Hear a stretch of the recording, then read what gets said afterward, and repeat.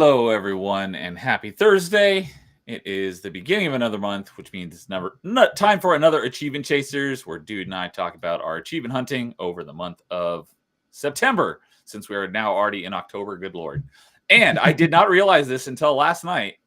This is our anniversary episode. We've been doing this for a year already. I think our first one was in November of last year. It's like, oh my goodness, I can't believe it's already been a year. Well, when you only do them like once a month, it can go by pretty fast. Yeah, it's crazy how fast time flies. So, good evening, dude. How are you doing tonight? Doing pretty good. Finished up streaming some Twilight Princess that I'll talk about later. Okay, I was gonna say I have not checked on your progress, so I don't know how far you got, and so I'm curious to hear about how that's going because I'm looking forward to playing it. I just don't know if I'll get to it before the event is over. Especially with how slow you are with the rest of the games. Yeah, exactly. And I'll get into that a little bit later as well, as I've been getting sidetracked. But yeah, well, good to see you. And it doesn't show up in chat if there's someone in chat before the stream goes live, which I just realized recently. Because in the last few streams, Problematic White Guy has been in each of the chats beforehand saying, "Hey, hail all." So I don't know if you're still there, Problematic White Guy, but good to see you. And thanks for dropping that comment in the chat before you stream. I just keep forgetting to say hi to you because it doesn't show up on the restream end unless we're already live. So good to see you. Hey, the way I use Social Stream Ninja for whenever I'm doing solo streams with OBS, I can see it as long as I have my OBS set up before I start streaming. So if you start with that, as long as you have the OBS all set up, you can start getting chat beforehand. Yes, with Social Stream, it can do that. I have to reset it every time because it doesn't want to pick up the stream. And some of them, it's nice that Kick and Twitch, I think Rumble also has a static URL when you pop out the chat, but YouTube it changes, so I have to redo it every time. So I don't stream on YouTube, so I wouldn't know about that. Yeah. So anyways, so you have a lot more to talk about this month than I do. So why don't you kick us off? Well, I'll go ahead and start off with the game I started last month, but finished pretty early on. That was Custom Robo. Okay. Yep, this is that 3D fighting game, pretty much. I categorize it as a fighting game because it's literally it's just a one-on-one. Most of it's one-on-one, and you're just trying to whittle your opponent down to zero health, the same as any fighting game. But there's a lot of games that could also be similar to that. But it's also a party style game where it could have up to four robots in the arena at the same time. Okay. So, I think I had finished up the story before last episode, so I just continued working on unlocking everything, and most of it at that point was getting the gold rankings for all of the post game content, which was like you had five or six battles to complete, and you got points based on your performance, and then you would get to a certain trophy level if you got a certain amount of points. And after I looked into it, I was like, okay, this isn't going to be as bad because I've done it before, because I've actually got 100% of this game before. So, and as I went through it, it was pretty simple. Okay, because you can abuse a couple of you can abuse a couple of customizations to get to a point where you're constantly hitting your opponent with a real big damage, and they're barely ever hitting you. So you can kind of cheese it. Yeah, you can cheese the AI pretty easily. Nice. And you cheese them with the shotgun. Good old trusty shotgun. Yep. And pretty much after that, it was just doing some of the arcade style sections, and that was just using each part in a battle, and then after that, it was just beating each of the modes on normal and hard.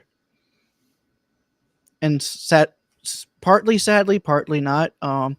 The normal and hard did not stack, but because you had to use each part at least once while doing that, it wasn't so bad. Okay. And Yeah. then once I was done with using all the parts, I just abused the most overpowered of of the set, because there in the game there's called illegal parts. In universe, it's because it would cause damage to the person who's using the robot. And Okay. So in universe, are these um like they're there's stronger people in versions of other parts. right, but these robots, are there like people inside these? Are these suits, or are they like more like remote controlled? They're You remote control them with your brain. Okay. So the illegal parts would actually cause you cause you to, so it could cause you some serious damage to your opponent if you Gotcha. use them. That's the end universe reason of the reason why they don't want you using them. But in the in game reason is They're too they powerful. deduct points from you whenever you use them. So that's why you shouldn't be using the illegal parts during whenever you're going for those gold trophies. Okay. Definitely a So fun game, and I've always really liked it. Sadly, it's the only one I've ever played because previous games were never released outside, and I never picked up the DS game. Maybe one of these days I will if it gets an achievement list. I need to check to see if it does. okay. Actually, I could check that real quick. And so I assume you finished that one off and Yeah, got that one was the pretty simple. mastery. Simple to finish. Just play the game and you'll beat it. Okay. And Okay, yeah, they do actually have a DS set for it. trying to But find I it don't think I have here. the physical game, so I'm one of those people who won't be downloading the ROM. I'm actually someone who actually buys the DS game and then rips them themselves, Yeah, you rip your own ROMs. because I have a hacked 3DS that allows me to do that. And it's pretty easy once you've got a hacked 3DS, Oh, because it just nice. rips it straight onto an SD card, and then you just take the SD card and put it in your computer, and boom, there's Okay. your DS file. Nice. Yeah, it's like I definitely would do that if I knew how. Especially for like your older cartridge 3DS base. 3DS hacking is very easy nowadays, especially since it no longer has the online store. Oh, So it's not like you can't. 3DS. I was thinking Yeah, a regular DS. 3DS is a bit easier because the 3DS can play DS games. So what's the point of having a hacked DS if you can just have a hacked 3DS? Well, yeah, you'd have to have a 3DS in the first place, which I don't. But I Hey, do you could have my always regular DS right there. be like me and actually grab the Samus Returns one. I don't know how expensive it is nowadays. I might have to do that at some point. Since I So, know you're a big Metroid fan. yep, you know it. Okay, custom robo. Here, I found it. It was custom robo, right? Yeah. Yeah. Okay. I was wondering how many achievements it had. It has 83. Yep. So Most of those were just pretty like decent sized list. beating the story mode, Okay. beating story mode in the post game content. All right. So, um, I'm assuming these are in the order you played them in. So the next one you got here, I have no idea what game this is or what the heck even type of game this is. Assuming this is the next game.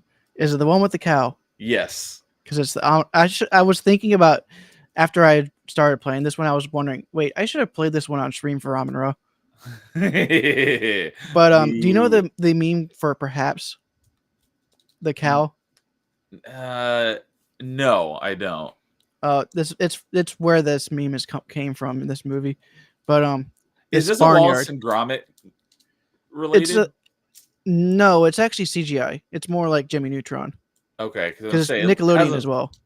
okay, it has a very Wallace and Gromit look to it. Yeah, but I actually really enjoyed the TV series that they put on Nickelodeon. I don't think I've ever watched the movie all the way through, but the game follows the movie more than the series. Okay, so it's a movie based game, Yeah, but what's funny is it's actually the game it actually copies is more Grand Theft Auto. but with barnyard animals. Yes, and with that silliness, because part of one of the mini games because pretty much each mission is just a mini game, and one of the mini games is based on them messing with the mailman.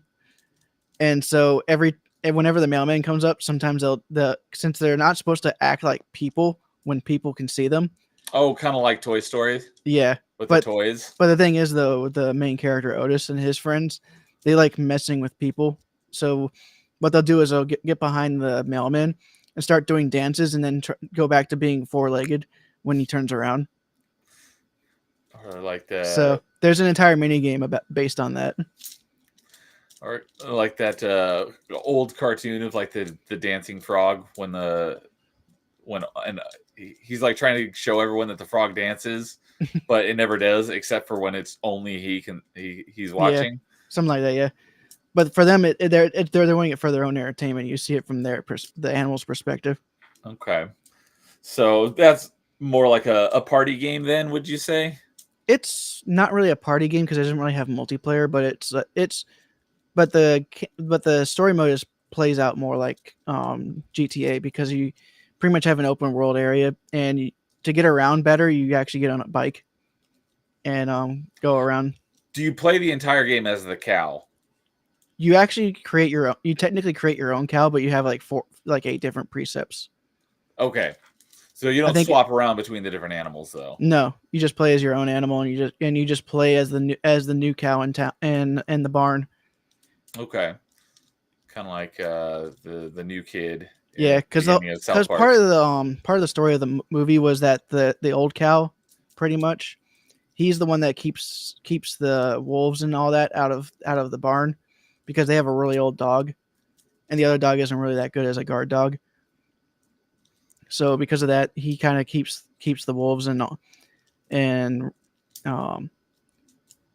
remember the other animal. I think it was raccoons from stealing too much from the farmer. Because the Okay. raccoons, they'll steal all the vegetables and stuff, and that would cause issues for him because he wouldn't be able to send it to market.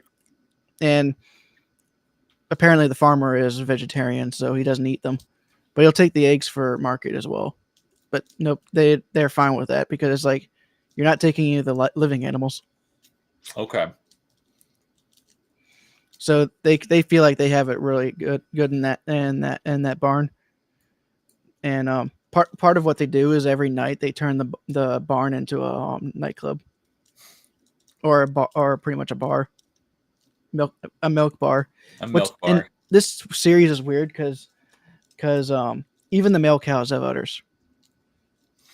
Everybody has udders pretty much. Alrighty then. That's not how Yeah, that's not animal how cows work, but uh, still. animal anatomy works, but alrighty then.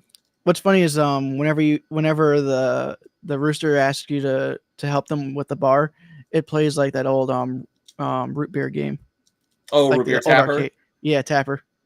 Yeah, I like that game. There was an achievement tied to that one where you couldn't let a single glass break while doing the mini game. That one was pretty difficult. The one that gave the achievement that gave me the hardest time though was winning at pool without the other player pocketing one ball, Okay. and it wasn't a standard pool table because it was in the shape of a boat. Oh, So it okay. had 5 points, and then it wasn't like perfectly rectangle. Gotcha. So it definitely gave me some issues. I spent like a couple hours on that one alone. Now, if I remember correctly, that achievement set didn't have many missables, so it wasn't too bad when it came to that. Okay. I think there was like a missable for like the final boss where you had to do it without losing a single chicken and without getting hit once. But it wasn't until like halfway through I realized I could just duck for the No, things that you're a were being cow. thrown at me, because it's pretty much like a shooter where you're in one spot and you're looking over an arena, and you're just shooting coyotes from taking the chickens. But the Okay. boss of the coyotes can actually pick things up and then throw them at you. Thing is, though, I didn't realize there was a duck button until like 30 minutes into trying it. It's kind of like a game I'm playing. Fortunately, I found this out from watching a couple videos before I started playing the game, but you wouldn't know it just by playing because it doesn't tell you anything. That there's a sprint button, which is more of like a walk fast button than a sprint button. But Yeah, yeah, a lot of people play through the game not even realizing there was a sprint button. So yeah. And of course, one of the other missables is missable because of a story event. Pretty much, one of the characters gets killed, and that's a plot point from the movie. So if you haven't watched the movie, if you have watched the movie, you know what plot point I'm talking about. I didn't even know there was a movie until you mentioned it that there Yeah, was. and most of the other achievements were tied to things that you can only do once per story run. So they were only missable because of that. Like they do have bike races with some of the other cows, and you have to get all the coins on the track and before in one race. And if you don't, you have to you either have to reload or restart the entire game to get back to that point. Okay. I mean, that's not really not really Yeah, as long as on you the can restart it. achievement developers. I Yeah, as mean, long as, there is the system that saves. You have to actually go back to the save point, so it's not like, oh, I accidentally completed it. Now I have to restart from the beginning. I could just reset the console pretty much. yeah, exactly. It, as long as it doesn't have like an auto save right after, and And then you also, if have you to didn't win, go if you back don't to the get in beginning. first place, you have to restart anyways. Okay. And then there's a couple of other achievements based on one chapter where they're trying to raise money for the old dog to go on vacation. So during that chapter, you have to try and get as many coins as you can during those mini games, and most of those mini games are the same as as mini games you've already played, but they have a lot more coins strewn about. Okay. All right. So I assume you finished that one off as well. Yeah, I pretty much finished that one off. It was a fun game. It was more fun than any Grand Theft Auto I've played. But that's because it's probably a bit more faster, and the world wasn't nearly as big. So Even though I haven't moving played, around I'd wasn't too probably bad. agree with you because I think GTA games are very boring. Yeah. I mean, the only reason why I liked playing GTA back in the day was because you could actually create a horde mode for yourself using pretty much putting in the password to give you every weapon and then go into the police department and just Yeah, like a try to 6-star survive as wanted. long as you can. So I pretty Yeah, much just created my own horde mode yeah, those before it was games. before it was made into a mode. Yeah, those games you basically have to try to make your own fun because I mean, the they're game from itself what I've is. heard, the stories look like they're good if you like Godfather type um, stories. At least up to 4. Don't know about 5, but then again, they stopped trying to do story DLC for 5 after that money flow came in. Yeah, the only mission that I already, cause I played a crap load of GTA 4, and the only mission I thought was like actually really good was the bank heist one. That was a cool mission. Everything else I Just was play like, Payday 2 then. yeah, I've never played Payday 2. Uh, If you're going for achievements, don't. yeah, I think Payday 2 just added the Game Pass like yesterday. I swear I just saw it show up, so it's funny that you mentioned that. But cool. All I think I right. could talk about one more game because I got like 6 more to talk about. All right, yeah, go for it. This one's actually a really quick one that I can talk about. You mean to turn off your camera? Yeah, Gotcha. but I'm still listening. Gotcha. So my next game is actually a point and click game, but this one shouldn't have been E. It should have been actually EC for early childhood. It's actually a very simple game, but it's Magical Mirror starring Mickey Mouse. I It's remember a those it's an when it's EC a used to be yeah a rating. yeah. It's a fun little game that's just a point you're just having Mickey go around in a dream world and just fixing a mirror that he has to fix to go back to his own world. Just small, and there's also small little mini games as well, but nothing too crazy about it. Just complete the game and then do some achievements based on the mini games that you can do from um the menu. And actually, what's crazy is this game was developed by Capcom, Hmm. and in Oh, one of the mini games and the credits, they have Mickey use the Shoryuken and the Hadoken. um, Yeah, I was He gonna say. doesn't Oh, say any. He doesn't say their lines, but he does the move. okay.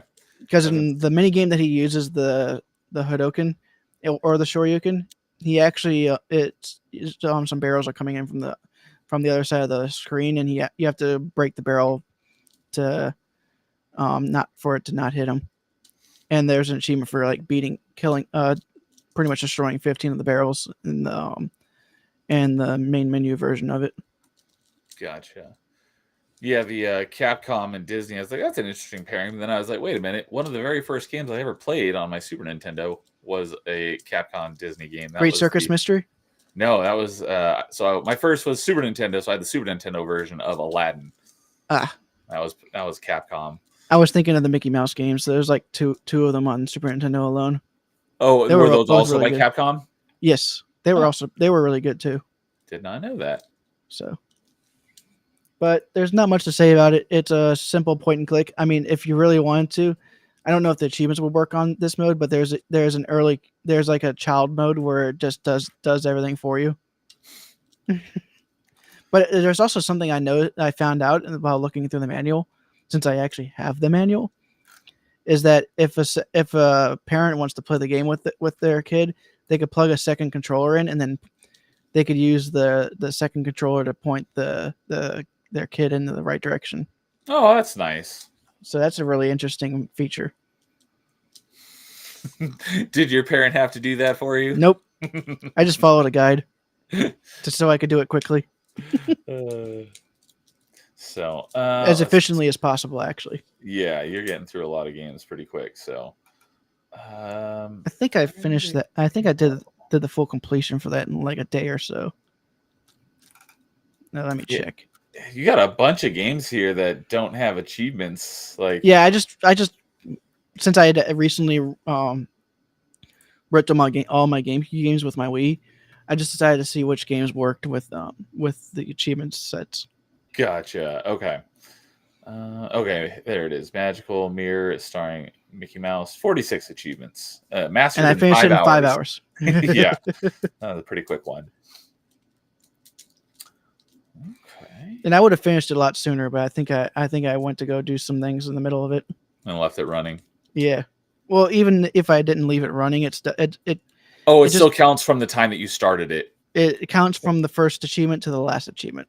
Gotcha. Okay. It's It not doesn't count the end game timer or in-game anything play like time. that. It's like from whenever you start it to however long it takes you to beat it Yeah, in some of real those time. achievement sets that I've completed in like over a day, I could have finished it sooner if I didn't go to bed or go to work.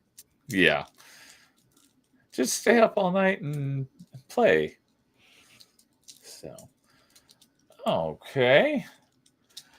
So, all right. Well, as for myself, yeah, I don't have a whole lot to talk about this month. On the Xbox side of things, I think I mentioned it at the end of last month's stream. Or I don't know, maybe I know I've mentioned it on other streams. I don't know if it had been announced yet, but there were True Achievements did a alphabet challenge, and you had the month of September where you had to get at least one achievement starting with each letter of the alphabet in alphabetical order. Yeah, I think you Uh, mentioned that last week. okay. Last time. So I thought so. So I did that. So I was jumping around. I didn't play any one game for more than a couple hours. But I did get through it, and I got my letter Z achievement on the 29th. So day before the end of the month, I was planning it out. So I knew I was going to be okay. It you're wasn't also like, trying to keep your streak alive, weren't you? yeah, I basically did one achievement a day to keep my achievement streak alive because I wasn't playing very much Xbox. Most of my time playing was spent on Dolphin. Yeah, I can. My streaks would last longer if I actually if it actually counted multiple platforms. Oh yeah, for sure. Especially So especially with me being on retro achievements. yeah, so Um, I got some achievements in Human Fall Flat, Little to the Left, Science. What was this? So I did get 2 completions in September, but they were both games that I had like 6 achievements left or less.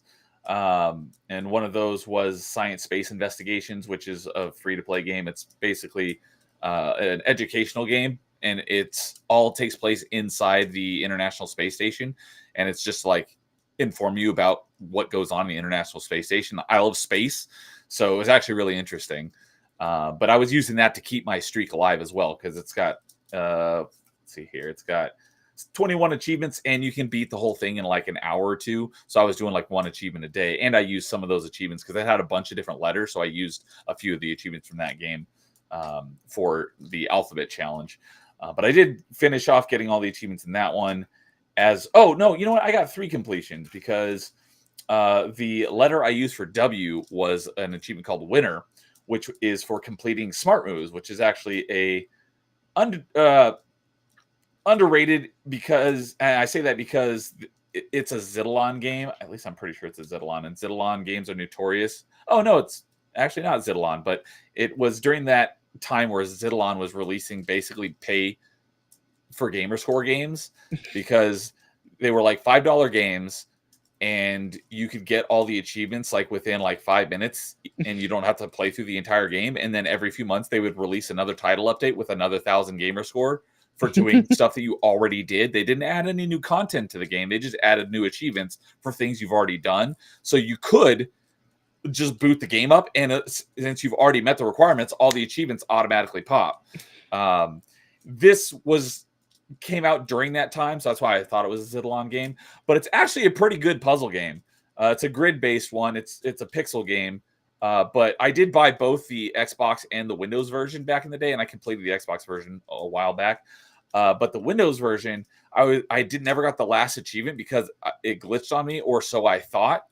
I think I found out when I went back for this achievement that all I needed to do was go to the last level, because the last level is kind of hidden on the map, and beat it, and then I would have gotten the last achievement. But I didn't know that because I completed all there's like 8 worlds, and each one, or maybe there's 6 worlds. I don't remember. There's a number of worlds, and each one has 8 levels in it. And I completed all of those, and I didn't get the achievement, so I thought it was a glitch. So I was like, that means I'm gonna have to reset it and play through the whole game again. So I'll just leave that for later. So I reset my save a long time ago, and I played like through the first few levels, but I was like, it's a short game, so I played through it again and got that last achievement, and got the letter for W and the completion in that game. So, and then so that's 2, and then what was the was that? I thought I got 3. Oh, that's right. Then one of the other ones that I used for the letter H, I think, was an achievement called High Score, and it was. Was it one of the ACA Neo Geo games? It was one of the ACA Neo Geo games. So those are almost as bad as the Zidalon games. Yeah, not quite as bad, because the ACA games don't get title updates, so they're only worth 1,000. Some of them are actually difficult to get. Yes, most of them are pretty easy, but some of them are difficult. But the Zidalon games, a lot of them have 5,000 gamer score, and you can get them all in like between 10 and 30 minutes. But yeah, the ACA games I bought. There are some ACA games you could do in like 30 minutes, but then there's others that'll take you like a couple hours because of how difficult one of them is. Yeah, exactly. So back when the ACA games were just coming onto the scene, this was even before the Zidalon games existed. I was still like, oh, that's a cheap game and it's a quick, easy completion. I probably bought like 4 or 5 of the ACA games without even looking at them, and of course, they almost all but 2 of I think I bought 5, and 2 of them were, let's see here, one of them was like a twin stick shooter, and one was a shoot 'em up. So I actually liked those ones.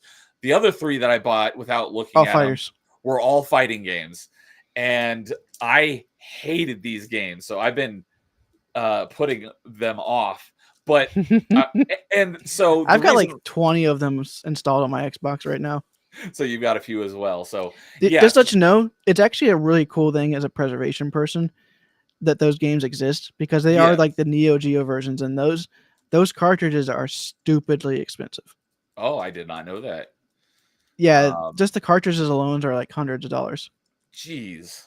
It's because they were like the enthusiast console at the time, but it's because they were originally developed, because the way the Neo Geo was developed, it was actually it was supposed to be sold to hotels and like hospitals. Okay. It was almost exactly the same hardware specs as the arcade machine that they built for. Oh. And here's the thing. Um, the only difference between them was the cartridge connector.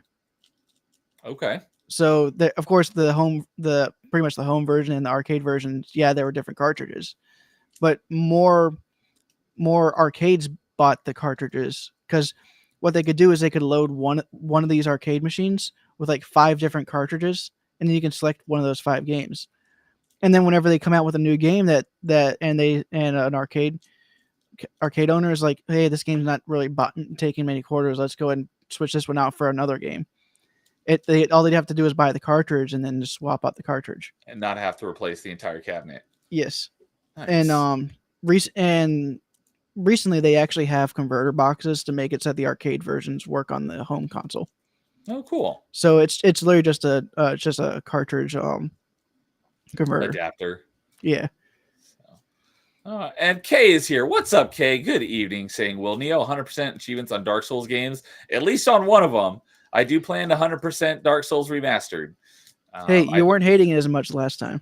Yeah, last night was definitely the best of the 3 nights we've done so far. But hey, outside of Bed of Chaos, it's only uphill from here. Okay, that's a good sign.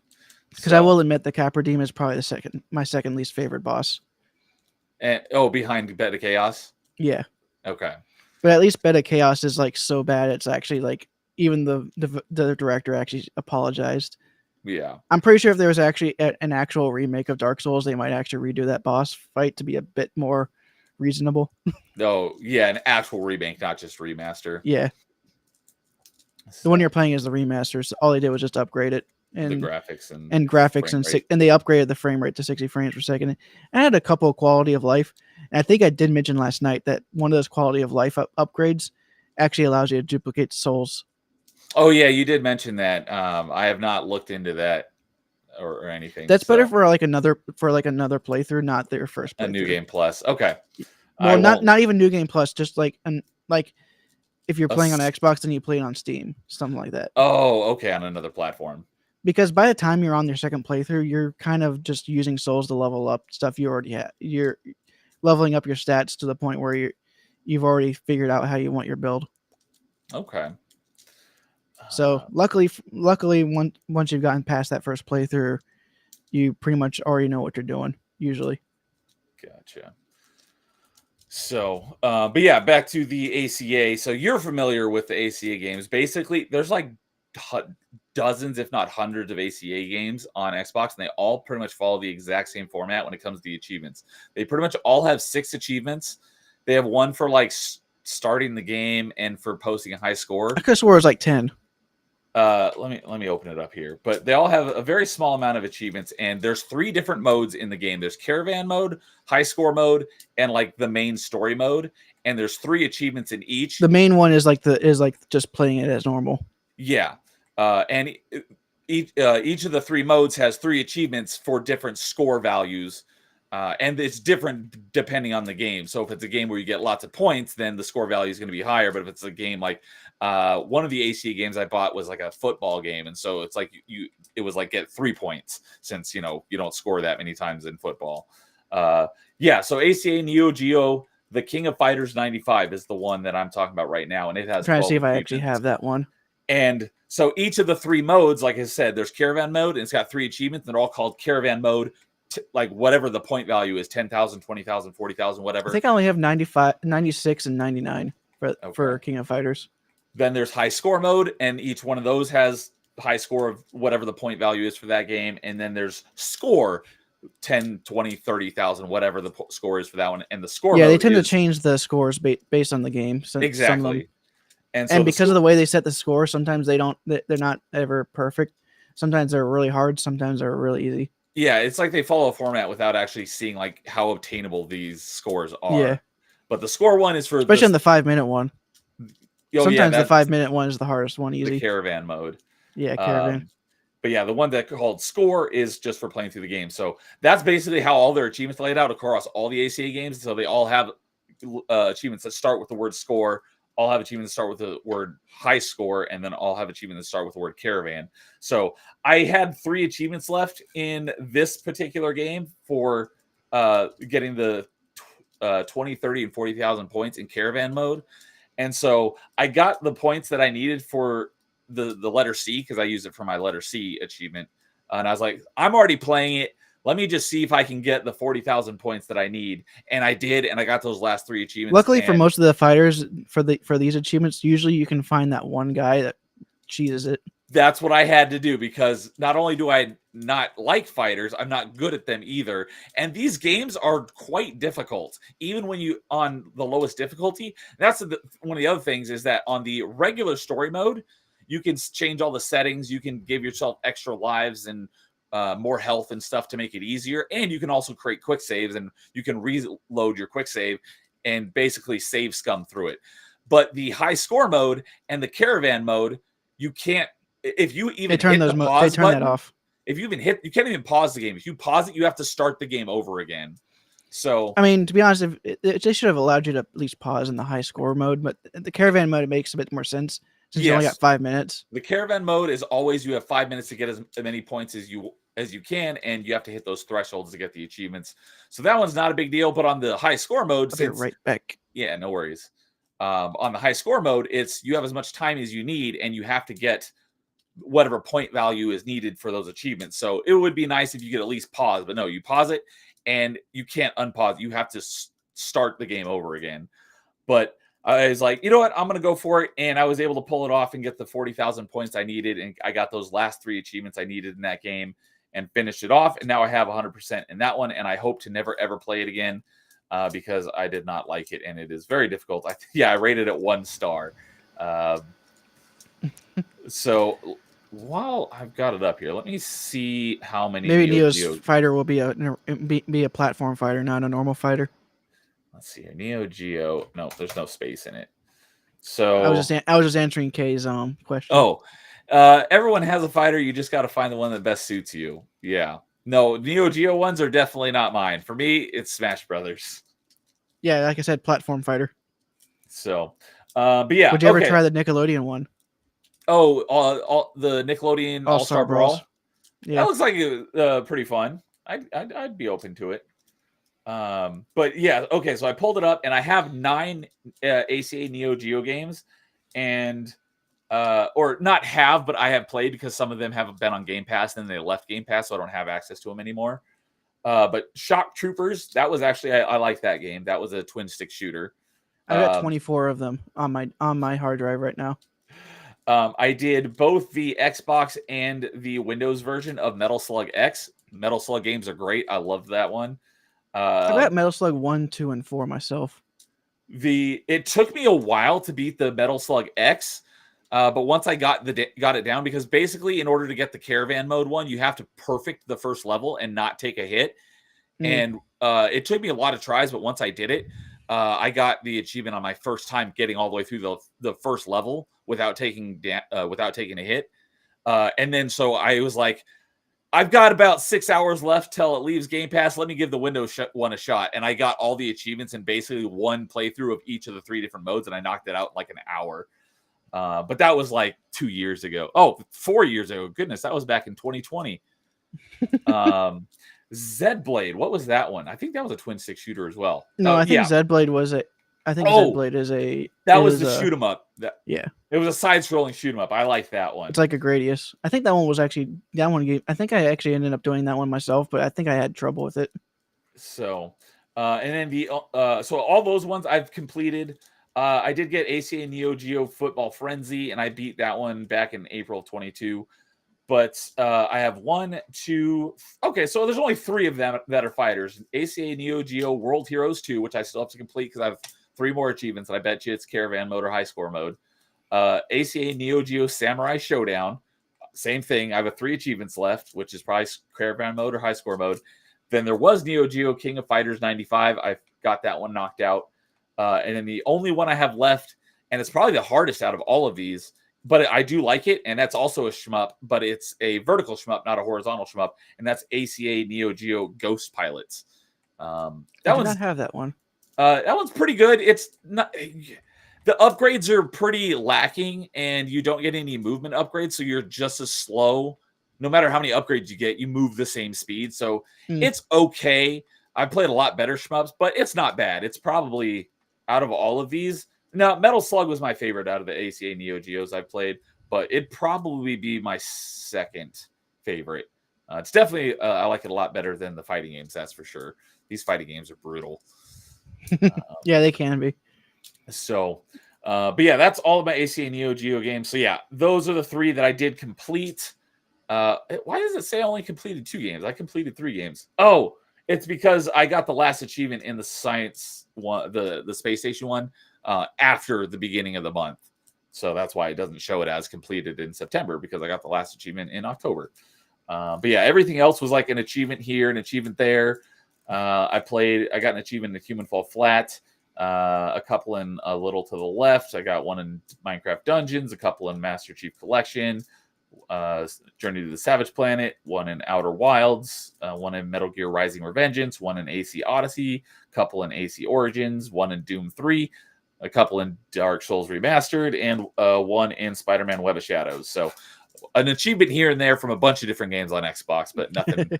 Didn't really play much of anything continuously in September on Xbox. So with that, I will turn it back over to. Oh wait, before we do that, Kay said a few things. You got to. So yeah. I'm not surprised it suits him. Yeah, I'm assuming you're referring to Smash Brothers. If All Stars was good, I could see him playing that. Yeah, it's a Smash Brothers clone, so I've heard the second one is definitely better. So. Oh, there's this All Stars Brawl 2? Yes, for I did not Nick's know All that. Stars. If I don't have any intention of playing it, but I would be open to it if it was something that like we were going to make like a regular thing, like play it a couple times a month. I'd be like, okay, I'll play that. I mean, there is an Xbox version, so right. So you can get achievements.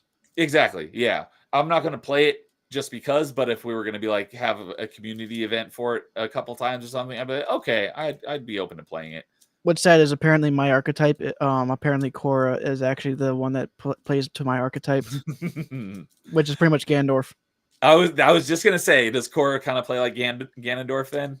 Yeah, apparently she hits big.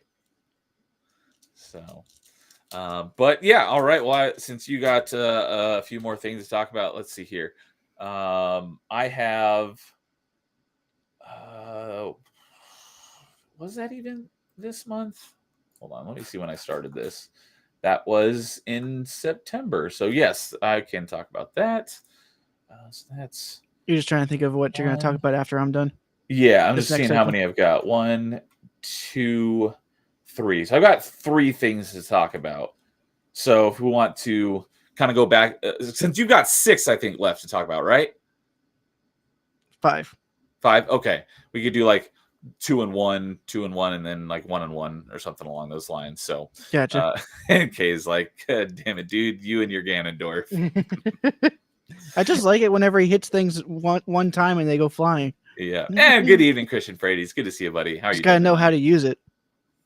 So I mean, the next game I'm gonna be playing doesn't really need any introductions because many people have played some form of this game, and this is one of the first games of this style. Lego Star Wars, the first one. I was just gonna say, is that the first one? Because I played one of them. I think it was Lego Star Wars 2. And I got it with Games with Gold. And I played it like a decade ago. By the way, in this version, this is the only version that Yoda will actually do his running animation, where he's in a hover chair. Hover chair. Yes, and they made an achievement where you're in the hover chair for over 5 seconds. And he's like, "You can't do this in the complete saga, can you?" Yeah, I played Lego Star Wars 2, the original trilogy, back in April of 2007. Good lord, that's the sequel, technically. Yeah, so that's 17 years ago. Holy crap! I remember playing that. It does not seem like that was 17 years ago. I'm doing my math right? 2024. You should have been playing Halo 3 17 years ago. Oh, I definitely was playing that. Although this was April of 2007, so Halo 3 hadn't come out yet. Okay, you are forgiven. Wow, I can't believe that was 17 years ago. Holy crap! But I mean, most of the achievements in this game were not that complicated. It's just mainly finding all the mini kits, getting True Jedi on each level. The only thing is that most of the cheats in this game only apply to like are cosmetic outside of invincibility and mini kit finder. And the mini kit finder is kind of useless whenever you kind of know where they are already. Okay. so Did it it's not have that big a of a deal. ridiculous grind achievement at the end for like getting like 1 billion studs or anything? Because I know a No, lot it of did Lego not have games that. have something like that.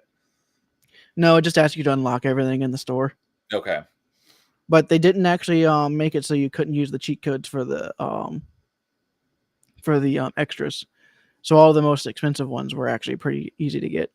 Okay. I just had to grind out a little bit to get the to get all the characters. Gotcha. So it wasn't too bad. Wasn't too bad. And there was 2 achievements that were specific to a specific level. Like there was an achievement for beating the very first level without collecting a single stud. That almost sounds difficult because of all the studs you would have to avoid. Yeah, it's actually hard. It's actually easier than it sounds, but outside of knowing that there's actually a couple of studs outside the play field that you can't see, that you, if you get too close to a wall, you'll pick up. Oh, yeah, So because studs in the Lego games are shower like very rain. magnetic. Yeah, They're and it's very very magnetic. magnetic, so it would almost be. It seems like it'd be a hassle to not collect any studs. That's probably the reason why they made the achievement. But I think they found that only the first level was not frustrating enough. The only problem was that you had to do it in story mode, and it doesn't have a skip story Oh, you skip the cutscene. cutscenes. So every time you had to restart the level, you had to rewatch Ugh. the intro. How long is the first level? Like like 5 minutes. Okay, it's not too long. That's the one where you're at Obi-Wan and Qui-Gon in the Federation ship, Okay. and you have to escape onto the planet. So does Lego since that's the first Lego Star Wars game, does it cover the original?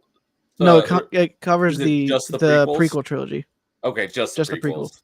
Gotcha. Although it does have one level where you play as Vader, trying to get storming the ship in Episode 4. Okay. So that, So and then the other achievement that they had in that set was beating Jango Fett without using the outside turrets and without invincibility, and of course without dying. okay. That was whenever you're Obi-Wan on the clone planet on Episode 2. Oh, Geonosis. No, not Geonosis. Oh, the Colon Panic. Oh, Camino. Yeah, Kamino. Right. So, okay. Yeah, just looking at the achievements. So Custom Robo was 83 achievements, Barnyard was 87, Magical Mirror was 46, and Lego Star Wars was 44. Yeah, and of course Lego Star Wars actually took me longer than Mickey Mouse. Yeah, 3 days versus 5 hours. But that means nothing when it comes to amount of time played. Yeah. But yeah, that seems like not too terribly difficult completion. Yeah, and what's funny is that the gunship level in the second movie and the original Lego Star Wars game, it's way better than the complete saga version, because the complete saga version is the one where you have to latch onto bombs and try to throw them into things. That was a pain in the complete saga, but the original version is just a side. It acts like a isometric shoot 'em up. Okay. So yeah, I've Although played it's the weird, complete it's saga, so weird I whenever wouldn't you know. go over a hole as a gunship and then you fall into the hole. It's like that I'm makes no sense. flying. Exactly. Why would I fall down a hole? Yeah. So outside of that, it's a much better level. Christian saying, But thing is Lisa loved that game. although sadly the pod racing level just makes me want to go back to playing Star Wars Episode 1 Episode Racer. 1 Racer. That's a great game. Because the controls in Lego Star Wars is not great for that level. I would assume so. But that's not where its strong suit is. Yeah. Is that one, because I know most of the Lego games are playable in co-op because they're like split screen, like they're not even split screen, but they're like couch co-op. I think they family made games. it so all the achievements except for like a couple of the two challenge ones weren't achievable and oh wait, never mind. You could do the Jango Fett one and co-op, because it doesn't say anything about no co-op, because Okay, the one. So I was just wondering if it had that co-op. So it does. Sounds like it does. Yeah, it does. You Okay. you could do it 2-player, and it seems like the only achievement that would stop you from getting achievements in co-op would be the completing that first level without collecting a single stud. Oh, I Because was then you gonna. could just have the second player go collect all of them. That's what I was just gonna say. You could have the second player go collect all of them, so that you don't have to collect any of them. So they put that caveat there, so you don't do In that. the clever, clever. So, all But right. pretty much it's just your standard Lego game. Pretty much it was the one that started it all. Yeah, not overly bloated like the latest one, the Skywalker Saga. It's like a 200-hour game. But next game I'll talk about is a game I finished up pretty quickly. And while I was completing it, I think I got the most achievements in a single day this past month. And that is the GameCube game Wario World. Yeah, so I'm just looking at that. Yeah, 81 achievements in that one. yeah. It's what's crazy is it's not even that long of a game. It only has 8 levels and 5 boss levels, so it's not that long when you look at it that way. But each level took me about 30 minutes to find everything and do everything in it. Okay, so Because it's not like WarioWare. It's a bunch of mini games. It's actually like what is it? Like a 3D platformer? it's a 3D platformer with a bit more emphasis on combat. Okay, It's it's a good game. It's like I think it's developed by Treasure. I'm So not familiar with that company. they are one of the more obscure developers, but they do a lot of games that people like. There's always like that one Treasure game that someone's played or knows about. But they have I can't remember if Mischief Makers was one of their games for the N64. But they have a I mean, if you look at their list of developed games, they have a ton of stuff. But pretty much each level has let's see now, 1, 2, 3, 4, 5, 6, 8 achievements tied to each level, and pretty much one of the I mean, there's an achievement for finding all the spritlings, which are kind of like the Jinjos from Banjo Kazooie. Okay, Um, you had the red diamonds, which are findable in little underground areas that have platforming challenges, and you have to find 8 in each level. But you need to find like 2, 3, 4, 5, or 6 to actually get to the boss of the level. As you go further in the game, you need to have more from that level to unlock the boss room.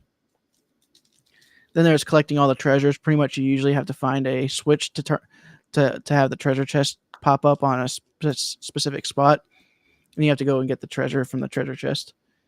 And collecting all the pieces of the statue, which when you collect all the pieces, you'll get half a heart when you beat the level. Those are found randomly around, and then there's an achievement for beating the boss of the level, and then there's an achievement for beating the boss without getting hurt.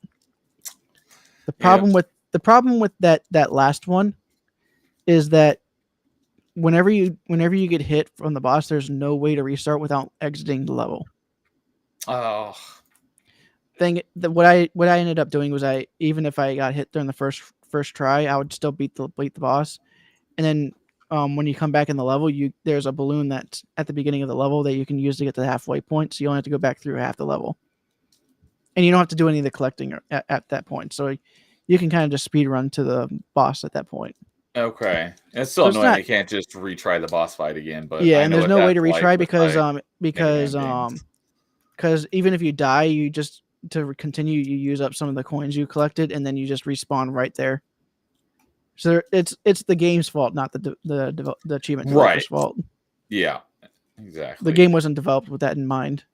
There was also one other achievement because whenever you fall off the map, you don't die or lose coins or even lose health. You go into an underground section where you have like ghosts following you, and you have to break boxes open to find a spring to put you back up to the main level. But each achievement, each level, each platform and level has their own version of that underground section. So they made an achievement for each one where you had to break each box without leaving and without losing any of your coins, because you lose your coins by going in the water or by getting hit by those ghosts. And once you get to level 6, let's just say it starts getting hard because the only platforms are 1 block wide paths. Oh, fun. Yep. So they got pretty difficult. But other than that, most of those achievements were besides those achievements they had oh yeah, there was also one other achievement for each level where you had to pile drive an enemy from a certain height.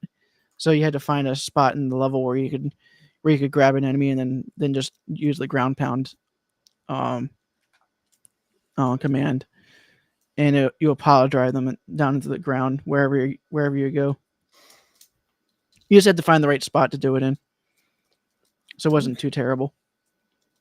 So besides that, I think there were some achievements tied to the world bosses, but I think they were having issues with them, so they decided not to put them in the main set for now.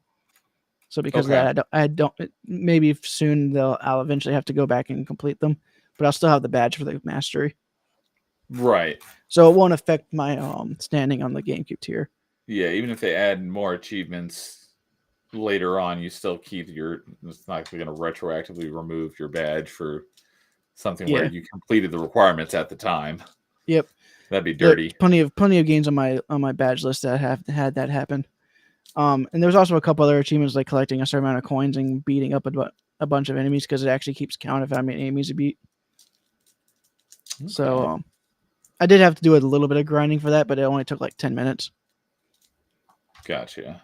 And then there was one achievement that I ended up having to redo the whole game again, but I planned on doing that anyways because those spritlings are like the Jinjos from Banjo Kazooie. There was an achievement for beating it with only collecting one, and that one is mandatory at the very beginning of the game. And it's kind of like the bad ending of the game because how many you save depends on how big Warrior's Mansion becomes whenever he beats the game. So whenever you beat it with only one, you actually are in the woods with a tent. Whenever you beat the game with all 40, you're in a completely decked out mansion with all the gold and stuff. Okay. It's definitely a fun game, but it's not the greatest. It's kind of weird how this era of Nintendo they had four they had pretty much a game for all the main Mario characters pretty much to stand out because you had of course Super Mario Sunshine for Mario, you had Luigi's Mansion for Luigi, you had Wario World for Wario, and then the Dance Dance remix game, the DDR remix game had Waluigi as the main villain, so he shined there. And that's the only time he's ever shined outside of a sports game or a party game. Yeah, and a lot of people like love him. They were really disappointed when they're like, "No, it's not coming to Smash Bros." Yeah, I almost wonder if they ever make another Smash Brothers game, they'll just put him in there just to say, okay, fine, he's in here. It's like, But here's the thing, though, fine. they could design him in around the sports games and the party games to do it that way, because then he could be a representative not of just the Mario series, but like Mario Party, if that makes sense. Yeah. Okay, saying if it helps, I feel like I'm playing Dark Souls as I learn about the world of achievements. No, Dark Souls is way worse. So, um, all right. Well, this ties in nicely to what I was going to be talking about next because the main thing that I played, and I'm still working on it, is the thing I've been working on for like the last 2 months. Um, oh yeah, Mega Man Kay. X Yeah, collection. Kay is saying Waluigi or we riot. That's tough to say. We riot. Yes, the Mega Man X collection on GameCube. I have still been making my way through that slowly because I've lost my will to play it because I'm currently on the last game that I need to complete in order to get the story completion, and that is Mega Man X6. And a lot of people have said Mega Man X5 and 6 are bad, but 6 is really bad. I played X6 once back in 2018 when the Mega Man X Legacy Collection first released. And I didn't remember it being that bad. But now coming back to it after hearing a lot more of what people had to say about it, I'm like, yeah, I totally get it now. I hate Mega Man X6. It is not the worst. X7 is still worse, but X6 is not much better. Is this And your first time playing it, or? no, like I said, I played X6 back in 2018 when the X Legacy Collection came out because I played X1 through X8.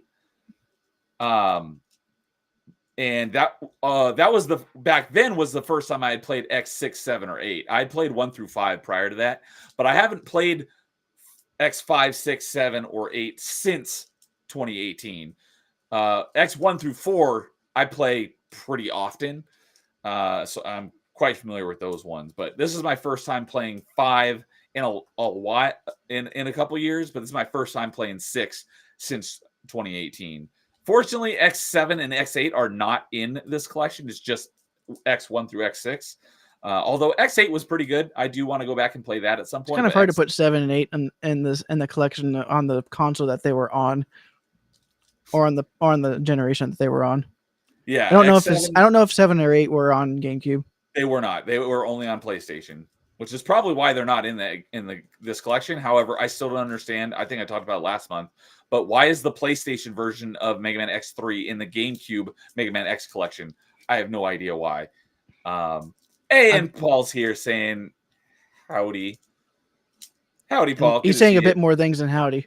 And he's saying Neo's favorite game is Dark Souls. No. Although I don't know if you caught any of last night's, but that was definitely the best one of our 3 Dark Souls streams tonight. 3 Dark Souls streams so far. So... he's saying it's his game of the year. Well, it can't be because this game came out. When did Dark Souls come out? Like 2014? Well, is it your game of the year that you've played so far? No. This year. I would have to go and, I don't really play anything new, so I don't even know if I played anything that's even released this year. Oh, no, that's not true. I did play. It released on PC this year, but it came out a couple of years ago. I did play Ghost of Tsushima. I need to get back to it. Technically, I played a game that came out this year, and that's called 7 Days to Die because it finally came out of early access this year. Oh, okay. That's actually 2 games then. I played Ghost of Tsushima, and I've also played Helldivers. And those both came out this year. Helldivers actually launched this year. Ghost of Tsushima, came out on PlayStation a couple of years ago, but just I haven't even played a game that came out this year. I don't even think I have. But yeah, I typically don't play a lot. So if it's my although a game that I'm going to be talking about later does not count because it's a re-release. Yeah, my game of the year would have to be based on games I've actually played this year, not games that came out this year because I don't play new games for a while. But anyways, so I've been working on the Mega Man X collection, and I'm burnt out on it because X6 is just sapping my will to play it. I am at the final Sigma boss fight with X, but then once I beat it with X, I have to play through the game again as 0, and then I'll be done with the X collection, and I can move on to another game. But when you said that WarioWare is your new record Wario World is your new record for most achievements in a day, I think is what you were saying.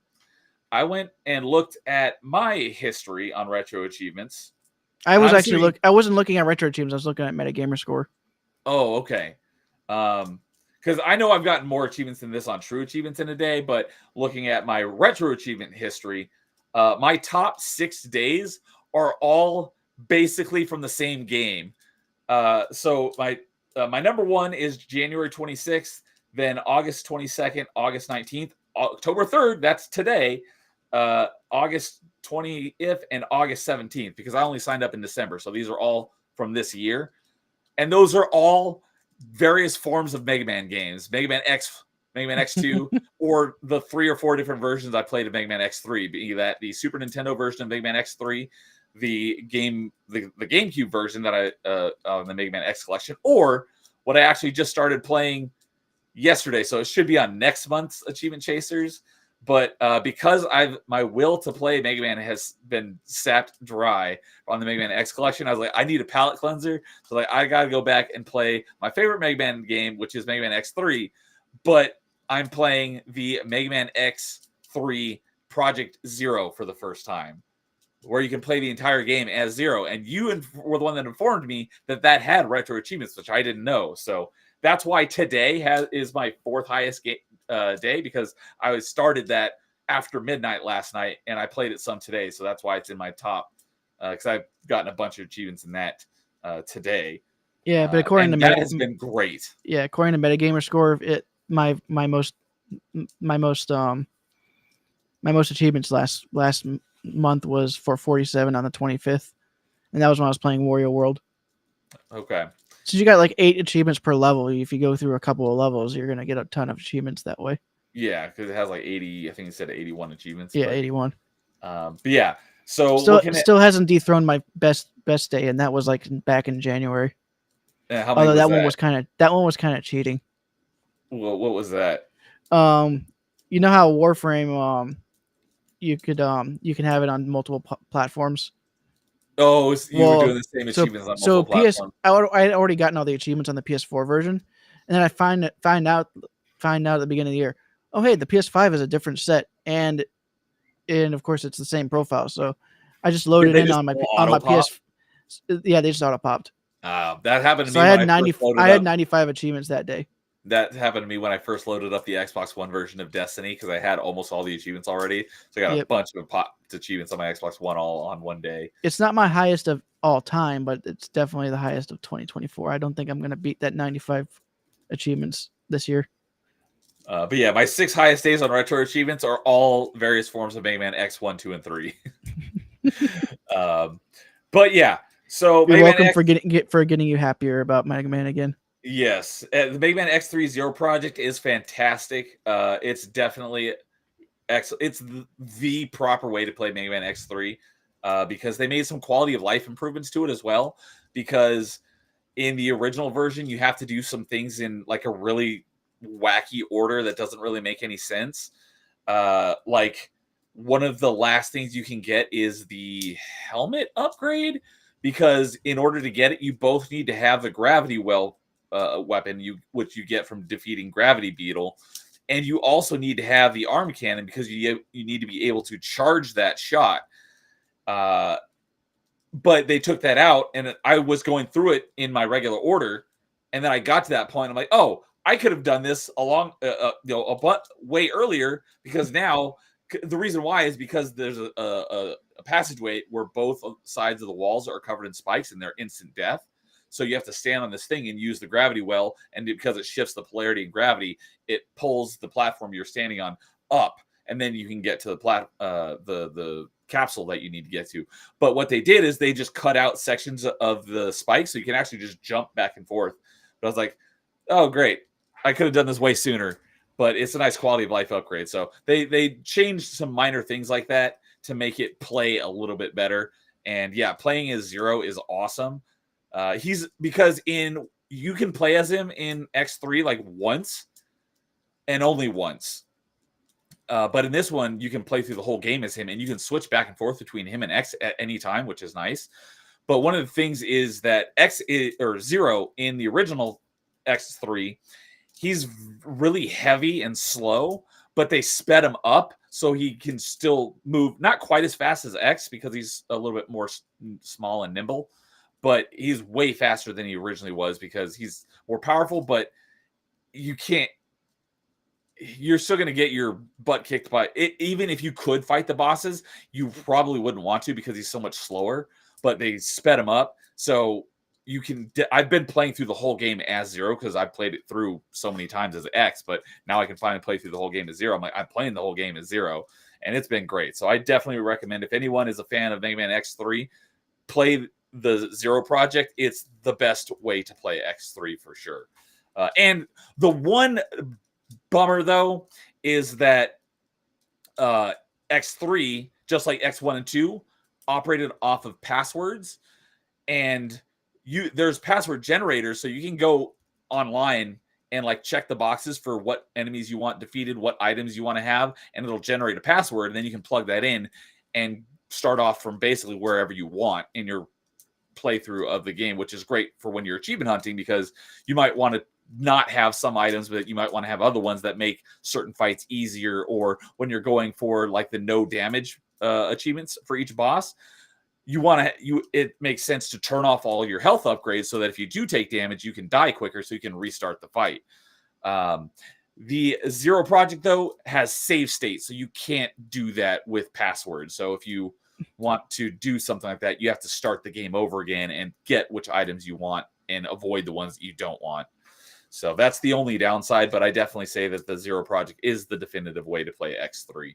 And I've been playing it, and it is great. And I finished the boss rush this afternoon, so I basically have just the final Sigma fight left, and then I'll have the story beaten on that one. But back to the GameCube stuff. Similarly, I'm at the final Sigma boss fight with X, and I fought him a few times, and I'm like, I don't know how I'm going to beat it. It's freaking hard, and the reason why X6 sucks so bad is literally every design choice they made is garbage compared to all the other Mega Man games. Like, the boss designs are terrible, the enemy placements are terrible, just everything. If you're familiar with the Mega Man X games and you go play through them and get to 6, I can't really even describe it without going into every little nook and cranny and nitpick every detail. But overall, just the design of like almost all the enemies and bosses are just god awful. I was mentioned it on the last couple streams. There's one level yet you fight this one mini boss literally 7 times in the same level, and it's just super repetitive and super annoying, and it takes forever. The bosses are almost immune at all times, and they open up little itty bitty moments that you can get a couple of shots of damage in. Then you got to wait forever for them to open up again so you can do damage to them. Whereas most of the X bosses, it's about dodging their attacks and then hitting them in between. They typically don't have a lot of, essentially iframes, but almost all the bosses in this are like invincible most of the fight. You got to wait for their openings to actually do damage to them. It's just terrible, and it's just making me not want to play Mega Man X6 anymore. Is Mega Man Dark Souls? Not that bad, no. But yeah, the final Sigma fight is like that, where he's immune to damage almost the entire time. And then well, here's the thing, though. At least with Dark Souls, they usually aren't immune. It's just that you don't want to hit them because they'll just hit you. Exactly. And that's how most of the Mega Man X boss fights are. Is, like I said, you're dodging their attacks and shooting them when you can get a shot in. Not that they're just invincible and you just got to wait forever till they open up an opportunity to shoot them. At least with Dark Souls, usually the bosses don't take too long for them to open themselves up. Except for that stupid freaking butterfly. Yeah, that one's the worst. That one's the worst when it comes to that boss. If you're not a caster of some kind. If you're not a caster or if you're not a ranged person or you don't know how to dodge. Yeah. But yeah, the final Sigma fight, I've tried a few times, and the final form of him is terrible because he opens up for like 2 seconds every like 30 seconds. And in between, he's doing crazy damaging attacks that are very difficult to avoid. And when I do hit him, I do like little itty bitty tiny bit of damage. It's like, I don't know how I'm going to beat it without using all of my sub tanks. And then when you use them, they don't regenerate. So, and I'm at the final boss fight, so there's no more health to get to refill those. So you want to save them until you're like, okay, this is the one, and then commit to it. It's all or nothing. And then I still got to go through the whole game again at 0. And I am so ready to move on to another game because I am so burnt out on X6. So playing X3 Project Zero has been a great palate cleanser. It's like, my comfy place, my happy place. What will be your next GameCube game? So, once I finish this, I did start. I'll slightly get into my next game because I've played it for like 30 minutes. And this is going to be one I am going to get the story completion in it before the end of the event. And it'll count for, I think it's 2 points, but Smash Bros. Melee, it counts as 3. It is a 3-pointer. Okay, cool. And But that's because of how hard the actual completion mastery is. is. Yeah. I'm not gonna get the mastery in it, but I'm gonna be. It's one of those ones where, like, I bet like 30 minutes to an hour, I'll play some matches or I'll play through a character's story, because in order to get the story completion, you just have to beat classic and adventure with each of the 8 starting characters on normal or higher, which I think is it's like 12 or 14 starting characters, not 8. It's more than 8. Oh, I think it's 12. Yeah, I think you're right. It's 12. You're 8. I think 8 is how many it starts out with on the original Smash The Bros. original Smash Bros. Yeah. So, but yeah, beating classic and adventure on normal with the original 12 characters is easy. So I'll be doing kind of uh, piecemealing. That's what I'm looking Yeah. for. Piecemealing Smash Brothers Melee. I'll be playing it here and there. But I started. I got the first achievement back when I did my retro achievement Bean Dive, but I hadn't actually gotten any more achievements in it until a couple days ago, and now I have 11 out of 336. So I did my first playthrough of adventure mode with Captain Falcon, and I got basically those 10 achievements.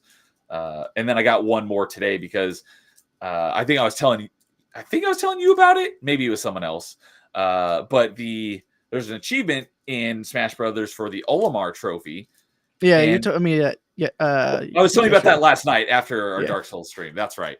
And yeah, so there's an achievement for the Olimar trophy, and the only way to get the Olimar trophy is to have a Pikmin save on your memory card.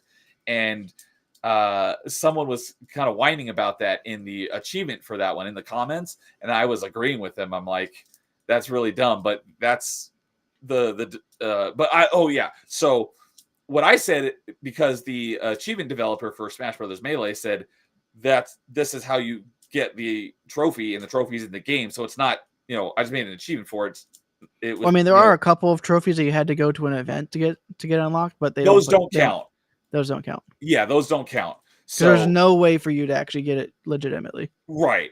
Yeah, so that's because in the description of some of the achievements, it says the regular trophies only count and the special ones don't. So but in this achievement comments, someone was saying, like, this is dumb that I have to go get another game to get an achievement in this game. And they're like, well, that's, blame the developers, because that's how you got this trophy. And I commented, are you sure about that? Because I have all 290 trophies on my GameCube memory card for Smash Brothers Melee, and I've never played Pikmin in my life. So it's a good game. He DM'd me, and he's like, I looked everywhere, and that's the only thing I could find anywhere across the internet, is that you have to have Pikmin on your memory card. And I looked into it too. That's all I could find as well. I've never played Pikmin in my life.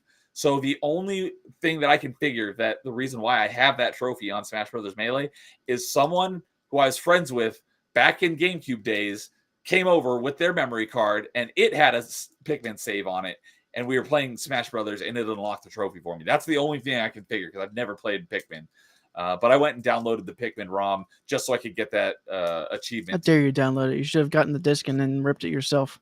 But I have no intention of ever playing Pikmin. I got it just so I could get. You need to play Pikmin. Pikmin's good. But to answer, I'm pretty sure Kay will agree with me. Even James, I think, will agree with me. Yeah, it might be a good game. It just, I have no interest in playing it. I've got 100, 200 more games that I'd rather play before playing Pikmin. But to answer your question, after I finish getting the story completion Mega Man X Collection, the next game I'm going to move on to is either Clone Wars, because that one's not terribly long, or I don't know why they doubled the points on that one. Did they on Clone Wars? Yeah, they did double the points on Clone Wars. They did. That's right. Although I didn't even need the doubler, because I'm actually at 32 points now. So yeah, you were already there. Or the other game that is another Star Wars game. It's one of my favorites. Is Jedi Outcast. I'm not sure which one I'm going to do first, but I'm going to do those. Are going to be my next 2 games. And Jedi Outcast, even though it has so many achievements, it doesn't look like it has many missables. No, it's been a month or so since I looked at the achievements, but Jedi Outcast, I'm not going to get the mastery because there's some difficult achievements, and there's some. Oh wait, there are 48 missables. Never mind. There are some. I believe there are some multiplayer achievements. I mean, you can do it with AI bots, but yeah, it's got 213 achievements. I'm not planning on mastering. I'm just going to go for the story completion. But the Clone Wars, I am planning on actually mastering that one because that one doesn't seem like it's going to be too difficult. You already mastered that one, so you know what that's about. Yeah. But those will be And the I next even two told that I work on. you about about something I didn't realize Yeah, until reload your save rather than restarting. Yep. So those will be the next two I work on. And then once I get through those two, if there's still, probably the next game I'm going to be playing after that, regardless of whether it's in the time frame of the bonus window or not, is probably going to be Twilight Princess. Because I'm very much looking forward to playing that again because it's been forever since I played it, and I love that game. Now, if you want to do the minimal amount of runs, you should do the 3-heart run and then go back and get all the hearts. Okay. Yeah, I'm not planning. If you on want to doing get the mastery. I'm not planning on doing the mastery, just the story completion. Although I do plan to get as many of the achievements as possible as I think I can get. Just as a heads up, if you do it that way, it would actually make doing all the boss achievements real easy. Because if you die during the boss fight, you'll get put right outside the boss room. Okay. So if you do the 3-heart challenge, you can get all those boss achievements pretty easily. Because most of them are like don't get hit. So and if you have 3 hearts, you're gonna die in one hit anyways. No, you're not gonna die in one hit, but it's not gonna take you long to get killed, so you can do it again. Yeah, just like I was talking about earlier with the Mega Man bosses trying to beat him without getting hit. You want to have as little health as possible so you can die easierly. Yep. To retry. But yeah, so I'll be doing Twilight Princess after Clone Wars and Jedi Outcast. I just don't know if that'll be before the event is up, but I'm going to be playing that for sure because I'm very much looking forward to playing that. I guess we can go ahead and go into my next game since that's going to be just a second rolling into it. Oh yeah, so Paul's talking about Dark Souls. We got to figure out a day to play Halo Reach. Yeah, we do. Yes. Might take two streams. I will get back to you on that. If we do it on our regular Sunday, I might be able to do a Sunday in November. But if we want to do it before if it's Veterans Day weekend Sunday, I can't do it. Okay, I will. Or if it's the weekend of Thanksgiving. Okay, yeah. If I'll look at the calendar and see if I can figure out what would be. I doubt it would be one of those weekends. So, but I'll get back to you. Unless we can do it sooner if we do it on a Monday through Thursday. But if we're going to stick to our weekend, I don't think I'll be able to until November. And Forking Around is here. What's up, Forking Around? Good to see you, buddy. Just dropping by to drop a like and say hi. It's my bedtime, so good night. Well, good night, Forking Around. You have a good evening. And yeah, Kay is. You got to be careful with Forking Around. That Pikmin is amazing. So, all right. So, did I unintentionally segue into your next game? Twilight Princess. Twilight Princess. Might as well. So I've started. I've gotten one achievement for petting the dog. That's not technically not petting; it's you're carrying the dog. Close enough. But I've actually completed my first 100% run, and the only two achievements that aren't tied to the 3-heart challenge are tied to the final boss sections. So I just decided I'm not gonna fight it and just try and do them whenever I only have 3 hearts to try restart.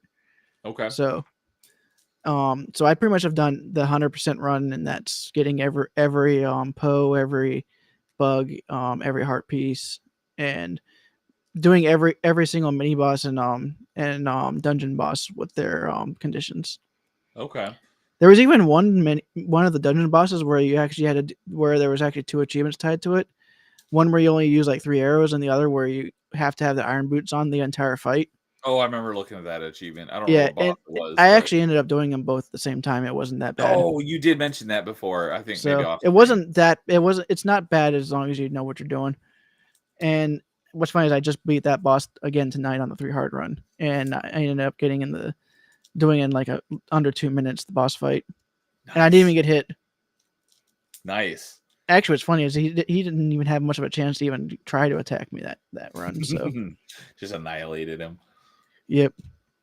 So yeah, it looks like you've got 139 out of 149, so you only got 10 more to go. And 8 of those are tied to the 3-heart challenge. Oh, nice. So and the two others are tied to the final boss. Okay. So when you're doing your achievement hunting stream right now, you're doing your 3-heart challenge now. Okay, gotcha. And the main reason why they didn't give you the 3-heart challenge achievement for the first dungeon is because by then you shouldn't have had any heart containers anyways. Right. You can't even get enough heart pieces to get another heart container. It's automatic. You're only going to have 3 hearts at that point. Yeah. So pretty much the whole point is just don't pick up any heart pieces, or and also you can only have one bottle too. So Okay. since the first bottle is mandatory. Okay. You can still use a bottled fairy, right? So if you Yes. die, it revives you. So Although the only essentially, time I've actually died so far has been by fall damage, okay. and So it was just me being stupid. essentially, it's a 6 heart challenge since you could get a fairy, right? Yeah, but you could also carry milk, so you could actually heal yourself twice over Oh, because of manually. yeah, it's manual won't automatically proc when you die, but You you just do got to get use it on your own. two. You do get 2 uses of milk. That's Yep. right. I forgot about that. And the thing is that you can't the entire achievement set pretty much says I can't get any new heart containers. I can't get another bottle, and you can't get the magic armor, which allows you to use your rubies instead of hearts. So Yeah, it makes you you can't even invincible have as the long as you magic got armor in your money. inventory. And Although there I is an remember achievement. getting that back in the Yeah, day. How do you get the magic armor? I don't remember what you the. just pay a bunch of Oh, rubies it's just after the kid from your hometown buys out the Hyrule Castle Town shop, okay. because then he actually makes all the prices reasonable. You can't everything and there is 1,000 rubies or more, and the 1,000 rubies is arrows. Oh, So him buying it out just actually makes it actually like a store you can actually go into. I think in the end game reasoning why they did that is because the guy who owns the shop is posh, so he's like, you're rabble. yeah. I'm upping the prices just so I don't have to sell to you. But then he ends up being he's still the shopkeeper whenever he gets bought out, and then he has to do all these crazy stuff because of the kid. So he has to pretty much play the fool once he gets bought out. But it ends up being that you can buy the magic armor for a maximized big wallet, not even the giant wallet. Oh, is that okay? I think I remember. It takes. It's basically however much money you have, right? No, whenever you buy it, it's like 598 rubies. But then whenever you wear it, it drains your rubies, and if you get hit while you're wearing it, your rubies get hit instead of your hearts. Yeah, you don't take any damage. What it as long as you have money, it drains Yep. your money, and then if you take a hit, then it drains more Because money. eventually in this game, you have no reason to keep getting rubies, Yeah. and it's actually if you're doing the 100% run, you have to open every chest in the dungeons, and if you can't put that ruby inside of your wallet without wasting rubies, he'll put it right back in the chest. Okay. So, and there's Oh, an achievement for each dungeon to get every chest. so you have to not have full money. Yeah, so I ended up using the magic armor just so I could pick up the chest then. Just drain some rupees so that you can then open the chest and Yep. collect the ones. But if you're that going to do the 3 heart run first, it's not a big deal because you'll have to go back through the dungeons anyways to get the heart pieces from there. Because there's 2 heart pieces in each dungeon. I'll probably do because typically what I do is 100% run on my first run, and then I'll do another run of like the harder mode. So that's probably what I'll do. And to be honest, it's not that much. It's actually not that difficult because most of the enemies take like quarter health, quarter heart, or half heart. That's right. So you're outside of a couple of bosses, you're not going to have any real trouble in this game. Because maybe it's not Twilight Princess, but I remember there was a Zelda game where there was some item that you buy and it just costs however much money you currently have, and it'll empty your wallet regardless of how much. I can't remember what it was either. So if you have 10 rupees in your wallet, it'll cost 10. But if you have 900 rupees, it's going to cost 900. I just don't remember what Zelda game that was and what the item was that happened with. So I thought maybe that was it. It was the magic armor. No, that it's not the magic armor. much you're carrying. But okay. But yeah, I've pretty much completed that game mostly. I'm just finishing up that 3 heart. I'm just doing that 3 heart challenge. So I probably would have finished this 3rd dungeon tonight if I didn't have achievement chasers tonight. If we weren't doing this. Yeah. So how far are you on your 3 heart challenge, like percentage wise, would you say? I'm about halfway between the 2nd and 3rd dungeon.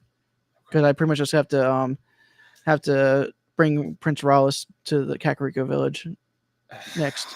How many dungeons were in Twilight Princess? I don't even remember. I mean, you have the forest dungeon. You had the Goron Mines, the Water Temple, which is actually the best water temple in Zelda, in my opinion. Arbiter's Grounds. After Arbiter's Grounds, it was. Dang it! I just played this game on stream too. I'm trying not to use the game guide or even the achievement list. Trying not to use it. Well, actually, there are four. There's 3 and then 4 dungeons. Oh, I'm trying to remember the names though. Is it Snow Peak Ruins? Oh, is that the next one? Oh, damn. Arbiter's Grounds, and then Snow Peak Ruins, and then I'm pretty sure the last one. No, it's not the last one, because the the Temple of Time, and then the Temple of Time. Then it's the City in the Sky, and then it's the Twilight Palace, and then it's the Hyrule Castle. There's exactly. I remember the Sky Temple. I thought that was the last one. I mean, one of the things I really like about Twilight Princess is that each dungeon feels unique. Like, it has a unique mechanic in it. Like in the very first dungeon, you're saving monkeys to create paths over broken bridges. Yeah. And then in the second dungeon, you're finding Gorons in the mines to give you part of the key so you can unlock the boss door, so you can beat up their tribal leader to put some sense into them. And in the water temple, you're using the water to fill the center section so you can get into the boss door. So, and the way the water moves, it'll allow you to go past some water wheels. Yeah, Dungeon 8, Palace of Twilight, and then basically goes into the final fight. So yeah, 8 dungeons, which I only remember. I count the castle, Hyrule Castle, as a dungeon because it's kind of like Ganon's Tower and Ocarina. Okay, it's still a dungeon. Yeah, but it's more combat oriented. So yeah, I'm looking forward to playing the game. It's been so long since I played it. And I think the hardest achievement is going to be the 3-heart challenge for Cave of Ordeals. You have to go through 50 floors of enemies with only 3 hearts. Oh joy! Thing is, though, they do allow you to actually get the magic armor for that one. So it's not as painful, but beat the game without the magic armor and then go to the Cave of Ordeals. Okay, I was like, if having the magic armor in your inventory voids the achievement, then how does that work? You just have to do it after you beat the game. Yeah. Gotcha. Okay. So how many more streams do you think it's going to take to get through your 3-heart challenge? Probably about 3 or 4, depending on how fast I can get through it. Okay. Because it seems like I'm able to. I mean, I actually finished the water dungeon in like 40 minutes. Not the water dungeon, the Goron Mines. I was actually able to finish Goron Mines in like 40 minutes, and it was in the original runs. It was taking me about an hour to get through each dungeon. Okay.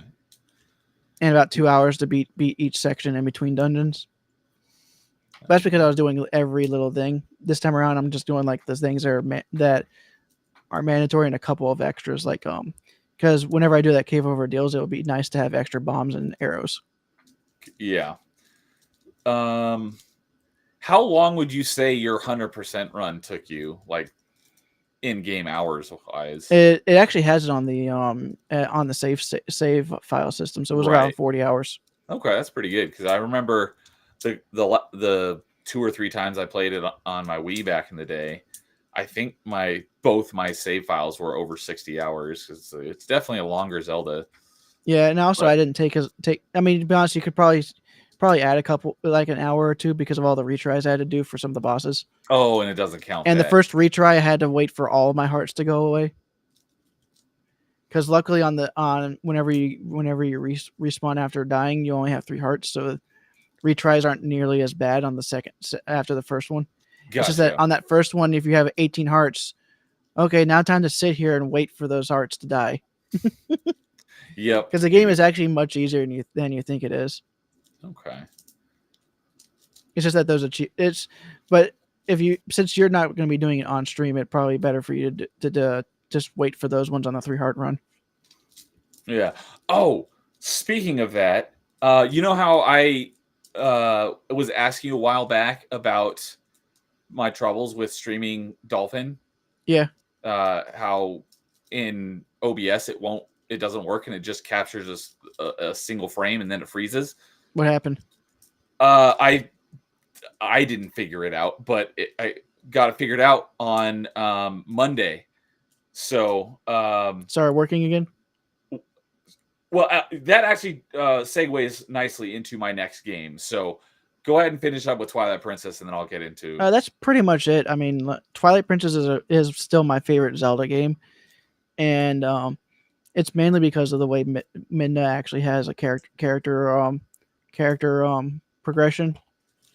She actually goes from a brat to someone who actually tries to do things for people even that aren't under her care. Yeah. Because it turns out she's the Twilight Princess. Wait, what? Spoilers?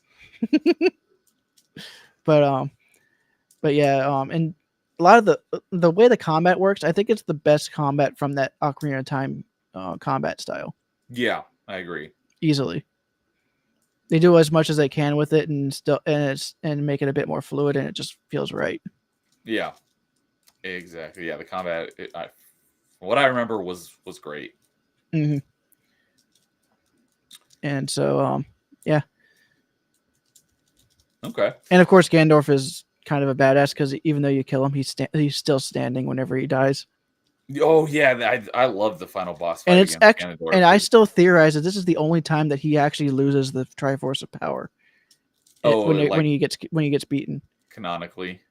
And it's because it's the only time that as the battle goes on, Link loses allies for the most part. Like, yeah, the first phase, Gandalf is using Zelda as a puppet pretty much to fight Link, but and then after that, Midna helps him with the next fight, but then he just pushes her out of the castle, and then or no, wait, he doesn't push her out of the castle. That was actually for the first portion where he uses Zelda, but during the second phase, you have Midna helping you out. Then after that phase, Midna pushes you out of the castle so that she can try and beat him after you've seemingly beat him, but he kind of came back, and then that's when he comes in on the horse with her helmet. Like, yeah, I just killed her, so now it's time for your deaths. And then that's whenever you and Zelda are on the horse, and that's when. But then once you beat that phase, it's just you and Gandalf. Yeah. So, like I said, as you go through the battle, you lose allies pretty much. Yeah, I think I talked about. Meanwhile, that. in Wind Waker, you start gaining more and more Zelda influence on the fight. Yeah, I'm pulling it up here. So because of that, Gandalf was fighting a 2-on-1, so he still didn't really lose the Triforce of Power for that. Okay. You don't see the Triforce of Power leave him, like it does in Twilight Princess. So it feels like they could actually have another game after Wind Waker, where it's like, oh hey, this Link needs the Master Sword. Well, he pulls it out and it frees Gandalf because he's just sealed by the sword. Yeah. So yeah, that just reminded me of when we did our top 5 bosses episode.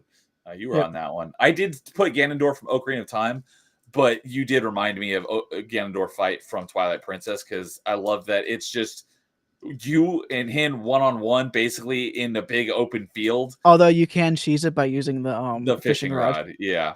But I just thought that was a great fight. He's not in some crazy like monster form. It's just you versus him in a hand-to-hand sword fight essentially. It's like yeah, that was a great final battle. I love that one too. So, and one of the achievements for that fight is beating him with the magic armor while having no rubies.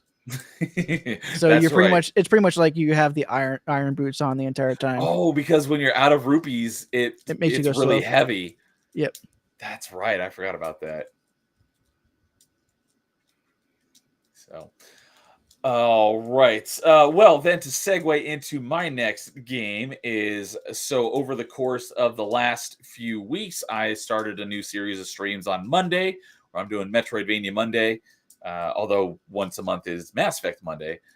But The I don't watch them because I had to I switched my Wednesday stream to Mondays so I could actually still keep up. so we can do Dude Souls. Yep. No So that's the reason why you worries. don't see me in your streams. But if you're still going whenever I'm done, I'll raid you Okay. on Rumble. But only if Yeah, you're still going. But it seems like I'm always going longer than you. it depends because every other week I'm on Bloodbath with Static. So those weeks I'll do like probably 2 hours max. But on the weeks I'm not on Bloodbath, I'll go probably longer, like this week. So the first episode of Metroidvania Monday was I did co-op of Journey to the Savage Planet with an Xbox buddy of mine. We didn't finish it. We have to finish up our co-op run. We had a lot of technical issues. The game kept crashing. But we'll figure out a time to finish that up eventually. But for episodes 2 and 3, because I've only done, that's how many Metroidvania Mondays I've had so far is 3. So for Metroidvania Mondays number 2 and 3 was, I decided, well, for the second episode, I put out a poll on Twitter, like, what game should I play next? I think my options were like a Metroid game, an Ori game, and then I forget what the other two options were, but Metroid game won the poll by quite a bit. So I was like, well, I haven't played through the older 2D Metroids in a really long time, so I'm going to start off with Zero Mission. So for the last two How Metroidvania dare you not Mondays, start with the NES Classic? I've been playing Zero Mission, and so I got about halfway through it on the first stream. And then this Monday, I did the second half and finished beating the story. And DJ Axis hopped in chat, and he's like, "Hey, how's it going?" Because I haven't seen him in a while, and I was like, "Hey, I know you're a big Metroid fan, so had him hop in a call on Discord while we were gaming, just like we do with Dude Souls." And we were just chatting, and he was much more familiar with Zero Mission than I was, because it's been a very long time since I played Zero Mission. So he was giving me advice and stuff because he'd played it more recently than me, and ended up beating the story. And but I only did like 58% item collection rate. So I went back the next day off stream and wrapped up everything that I was missing to get the achievement for getting 100% completion rate for the collectibles. I'm done with Zero Mission. I'm moving on now. But I've only got 27 out of the 55 achievements because the rest of the achievements are all ridiculously hard. And it's for like beating each of the boss without taking damage on hard, or beat the game on hard with 100% item collection in under 2 hours. Like, I'm not doing that. And yeah, it's well, because that last one is actually a developer made condition because there's actually like wallpapers that they put in the game that are under those conditions. Yeah, we were talking about this off stream probably last night. Last night, And yeah, dude is telling me, the reason why like, is it because makes no the sense that devs, they wouldn't have had that as an achievement. yeah, the devs put stuff in the game, and so it's a dev thing, not the I achievement mean, thing. I've heard Although that they one of the didn't have hardest. to put I've heard that one of the it. hardest fusion achievements is actually one of the developer Easter eggs. You know, Yeah. the one where you have to use the shine spark in a way that you go around story mode or story progression. Yeah. And So it actually in game it actually is like, how did you get here? yeah, so Apparently, it's actually more really hard to get there. more of a developer thing than an achievement thing, but they didn't have to do achievements for these things, and they decided to. So Well, I've only here's got the thing: like, if the original person didn't, someone else would have came in and like, you missed this. that's a good point.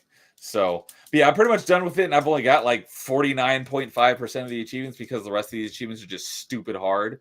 I've got, let me see here. I've with the ratios taken into account, I have 229 of the retro achievement points, and the game is worth 10,900 retro achievement points with the ratio, because the rest of these achievements have like ridiculously high ratios because they're so difficult. So I'm not really happy about how many ridiculously difficult achievements they are. I think they should have been in a subset, but because they were things that were built into the game, they're in the base set. But it is a great game, and I finished it up. So after we were done, even after I beat the game, we just chatted on stream for like another hour, and then we ended the stream. I was actually wondering why the stream was still going on when there was no gameplay. And so that's why I rated James instead of you. Okay. This Monday. Yeah, so I thought you just accidentally left it on, so I was like, okay, I'll go raid James then. Because whenever I look to see if you're there, I don't turn on the audio because of the way I have my audio on OBS. I don't want your audio coming in like my gameplay audio. Right. Yeah. So I beat the game, got the credits, and then we just ended up chatting about various Metroid and Mega Man stuff for like another hour. Um, and so that was not planned, but it was great. And then we ended the stream, and then we still chatted for probably like another half hour after that. Kind of like what we did last night. Yeah, exactly. But although at least with Dark Souls, I'm actually spending more time talking to about Dark Souls, so we don't have as much. We don't go as many on many tangents. Yeah, but while we were after we had ended the stream, I was telling him about my problem with Dolphin and OBS not getting along, and I didn't know that there was this option in OBS, and it's because I was doing window capture, and it does not like window capture with Dolphin for some reason. I've never had this problem with anything else except for Dolphin. It doesn't do that for me.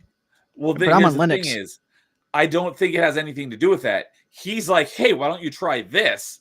And instead of using window capture, I selected game capture, and then it worked flawlessly. So I'm wondering if that's why it works for you, is because you were already using game capture, not window capture. I have to check it, but I'll check after the restream. Yeah, you'll have to check later. But I didn't even know this option existed, and he pointed it out to me, and I tried it, and it worked. So now I have the ability to stream my Dolphin games. So I was like, yes, I can stream my Dolphin games. So are you going to start streaming your Metroid Prime 2 run? Well, hey, and Amon Ra is here saying moo. What's up, Amon Ra? We mentioned you earlier because dude was playing a game about a cow. So what's up, Amon Ra?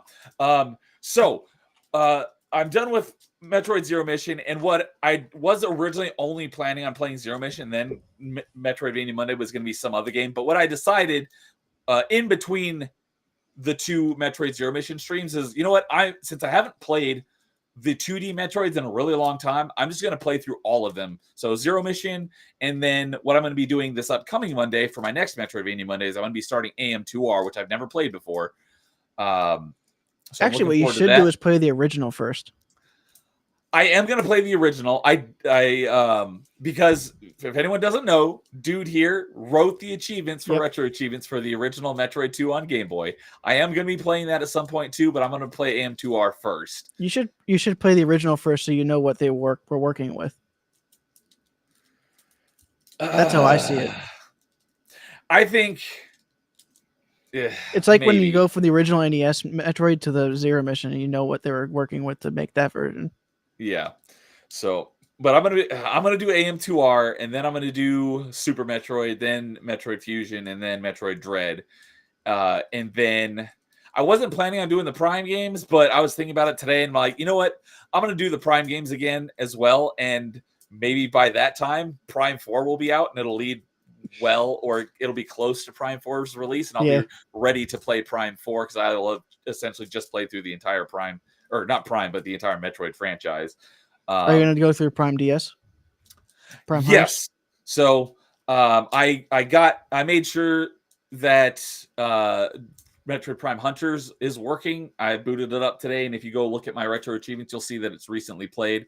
That's working. So I'm going to play that as well at some point. Just to let you know, it's better. You're gonna have to do some. You're gonna have to do some fandangling to get that thing working correctly. Okay. I did get the. Well, I'm talking about control. I'm talking about control wise, not right. Control wise, because I did actually use. I think I did use a PS5 controller whenever I was playing that. So I did. So I did play it as a double stick. But yeah, I'll have to fiddle around with the controls when I'm actually ready to play it. But I kind of wish I could get. You know how the PS5 has the touchpad? If you say so. On you know that touchpad above the sticks. In between the D-pad and the face buttons, there's actually a touchpad there. I wish I could get that to work as a DS touchscreen on RetroArch. That'd be pretty cool. Because it would make some of the games that require the touch a bit different to be really nice. But the way you have to do it is you have to use a mouse, and you have to left click with the mouse to actually put it on the screen. Oh. So you can kind of see where the problem can get live for some games. Yeah. But if you could just do it with the touchpad, it would be really cool. That would be neat.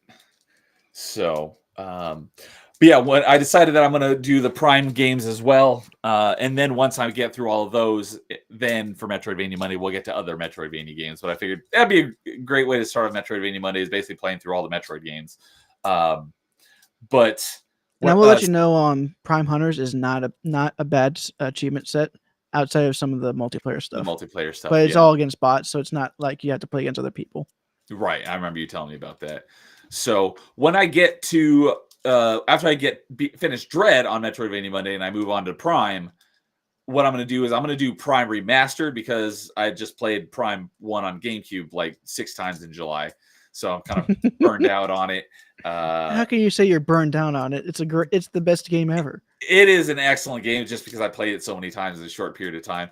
By the time I get back to it, I'm sure it'll be better. But I'm going to be doing Metroid Prime Remastered again. And when I played through that the first time earlier this year, I was playing it almost entirely in handheld mode, so it'll be nice to play it on a bigger screen, and so I can really see the things that they've upgraded. Especially with having played the GameCube version so many times, I can really. I still don't like what they did with the doors. Oh yeah, I know what you mean. That's like But the I'll only be able. visual thing I don't like. I'll The really only be able other thing I to. don't like is the fact that they switched the Y and the X button when you're using a GameCube controller. Yeah. So once I get to that, I'll really, since I played through the GameCube version so many times recently, when I get back to playing Prime Remastered, I will be able to really see the difference in Are you going to do the graphics space jump boots skip again? wise. Oh, you know what? I was gonna say, is it possible in the Prime Remastered? It I is, don't know. but what's probably easier is the Metroid Prime Remastered. You actually have the morph ball jump, so you can actually do it that way in the remaster, where you can jump and then kind of roll up that hill instead of having to do the side dodge thing. Yeah, I remember. I remember when I was playing Metroid Prime 2 through the trilogy pack, it made a couple of the bosses really easy because you could do the jump. Like I remember So the Spider Ball Guardian is so much easier because you can jump. I bet. And then Makes it piss easy. and then once I get through Prime Remastered for Metroidvania Monday, hopefully by then the achievements for Metroid Prime 2 will be out so I can go through it and get the achievements. But if it comes out before I get to then, I'm going to do it out of order because I'm going to play Metroid Prime 2 as soon as the achievements drop. So we'll see how long it takes to get there. And then I am going to try to figure out how to get Prime 3 working on Dolphin where I can play it with a controller rather than I actually a actually Wiimote. bought one of those third party sensor bars, so I could use a Wii remote with my PC. I know that exists, but I looked into it today just to see like, can you do it with the controller? And like Dolphin does allow for it, but I haven't tried it yet, so I'm gonna look into that. I And see still if need I to can try do it, but because Wii isn't supported yet on Retro Achievements, I haven't really delved into it too much. Yeah, but I definitely want to play through all 3 of the Prime games regardless before Prime 4 comes out. And I'm just hoping that I was thinking about it today. I'm like, I really hope Prime 4 isn't a launch title for the Super Switch, requiring me to get the Super Switch in order to play it. I hope that I can play it Because on you my. just bought a Switch. I just got a Switch. I'm hoping I can play Prime 4 on my current Switch. But I if think I it's going to have be a to, swan song for the Switch. okay. But if I have to upgrade to the Super Switch to play Prime 4, I might just do it. We'll see. But And anyways, Prime 4 is a system seller for me, so I'll be fine with that. yeah, exactly. But anyways, yeah. So I was playing Metroid Zero Mission. I will be playing AM2R, though there's no retro achievements for that, unfortunately. But then I'll be playing Fusion Super Metroid and Metroid Fusion for achievements for the first time very soon. I would still advise you to go for the Super Metroid Mastery. I have not looked at the achievements for that one for I a think I while, was so I don't know. talking to you about them last night. They're not that bad. Okay, yeah, I haven't looked at the achievements for it in a while, so I don't know whether I'm going to or not yet. I'll have Like I to said, take the a look worst one is beating the game with only 3 energy tanks. Okay, yeah. Um, so yeah, I think that about does it for me for September. I got 2 more games. So yeah, go ahead and give us both of them. And Well, you didn't talk too much about Dark Souls. Technically, okay, you were achievement hunting it. yes, that's true. I got 2 achievements in Dark Souls. So we'll go ahead and do one, and then I'll talk about Dark Souls, and then you can Well, finish it off. let's just say this Oh, is my Yanu's here. What's up, Yanu? Good to see you tonight. I think I Saying, already dude, said that. I think I said earlier what is your my favorite Metroid game? favorite game is Metroid Prime. So Metroid I'm pretty Prime. sure my favorite game is also my favorite Metroid. Metroid Prime is your single favorite game of all time? Yes. Nice. Okay. Well, then, yeah, if it's your favorite game of all time, I'm going to assume that's your favorite Metroid game as well. Yep. But Yanu might not have been here. So for me, Prime, I did put, when we were ranking top 5 Metroidvanias, I did put Prime at my number 2 for just Metroidvanias in general. Because only Ori and the Will of the Wisp, yeah, one of the Oris is better. Will of the Wisp is my number 1 favorite Metroidvania, but for Metroid games, because I try to keep it to one game per franchise when doing top 5 lists. Yeah. I love Prime 2 as well. I might like it more than Prime 1, but there are some things that hold Prime 2 back a little bit, little nitpicks, that I'd say Prime 1 is definitely a better game. The key grind at the very end is even worse than the key grind in Prime. Oh, for the artifacts, yeah. Yes. Well, yeah. But there are more nitpicks I have about Prime 2 that hold it back. So I say that Prime 1 is a better game. I might still like Prime 2 better, though. But I love all three. I mean, I'm someone who thinks that Super Metroid is a better game, but I prefer Prime. Okay. It's been a long time since I played Super Metroid. So once I get through Super Metroid again on Metroidvania Monday here soon-ish, I'll be able to say for sure. I would say Prime is a better game, but like I said, I haven't played Super Metroid in a long time. So, but Yanu is also saying that I love that Prime as well, and the snow level is the best. Yeah, Phendrana Drifts. Phendrana Drifts, and it's got great music too. That's actually one of the few unique tracks to Metroid Prime as well, because most of the other ones are based on previous games. Oh, okay. I did not realize that. You know, like Magmore Caverns is based on Norfair. Okay. I did. If you hear them, back to back, you'll hear it. Yeah, it's almost exactly the same. Okay. But so I'll go ahead and start talking about my next game that was achievement hunting, and this is kind of my Dark Souls of this month because it is a pain in the butt. You were talking about, and that is Mario Kart night. Double Dash. I've heard this is one of the best Mario Karts, though.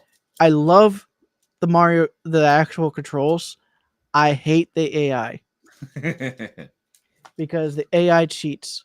Not only does it get items from the item box faster than you, they will always aim for you as much as possible. Because in all other games, they're trying to get first, but in this game, if they're in third and you're in fourth, and they have red shells, they throw the red shells behind them. Yeah, so I don't care about the people ahead of me. I just want to hit you since you're not AI. Exactly. And the way that some of these achievements are designed in this game, it's kind of masochistic, and it's mainly because of the way the AI works.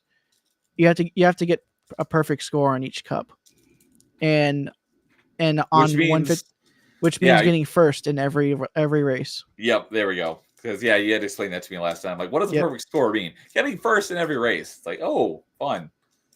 Which wouldn't be so bad if the AI wasn't so cheap, narrow vision on you.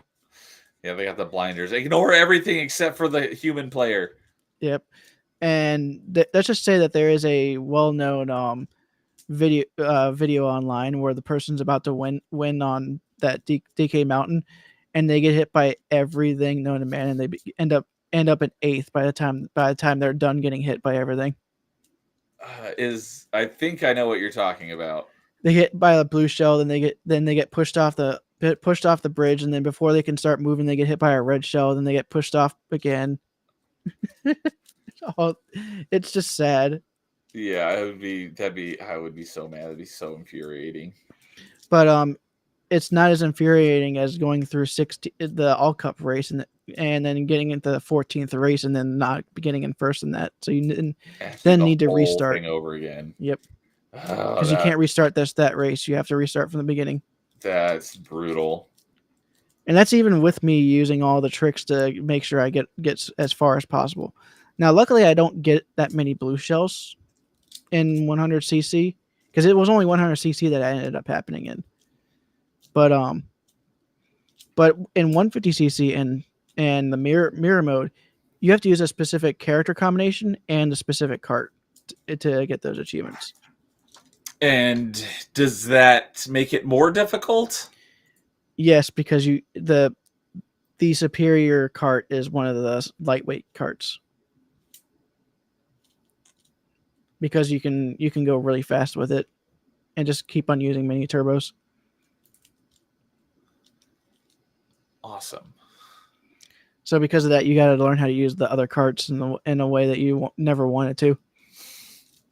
Yeah, it's kind of like when I played PGR3 back in the day. Each car, you can't tune them at all. They're just they they match different like archetypes essentially. Yeah. And like the one that I liked the most, when you're playing the top tier AI, it's impossible to win because they use the best car in the game, which is one of the ones that's very difficult to drive. And if you want to win, you also have to drive that car, but that car is way more difficult to handle. But Gotcha. the AI is perfect at it. So Yep. it's like, ugh. So I know what that's like. Oh, and Yanu's got a great question for you. Which version of Twilight Princess would you recommend? I would say the GameCube or the Wii U version is good. The Wii version is okay. Wait, oh, did you say Wii or Wii U version? The Wii version is okay. The Wii U, from what I know, the Wii U did not break. It didn't really change much except upgrading the visuals. So it didn't really need to do much. The only version I played is the Wii version, and I loved it. I love the motion controls in that game. So if you like motion controls, I would say Wii version. But you can definitely feel that they were shoehorned in. I didn't because think it was so. a GameCube game first.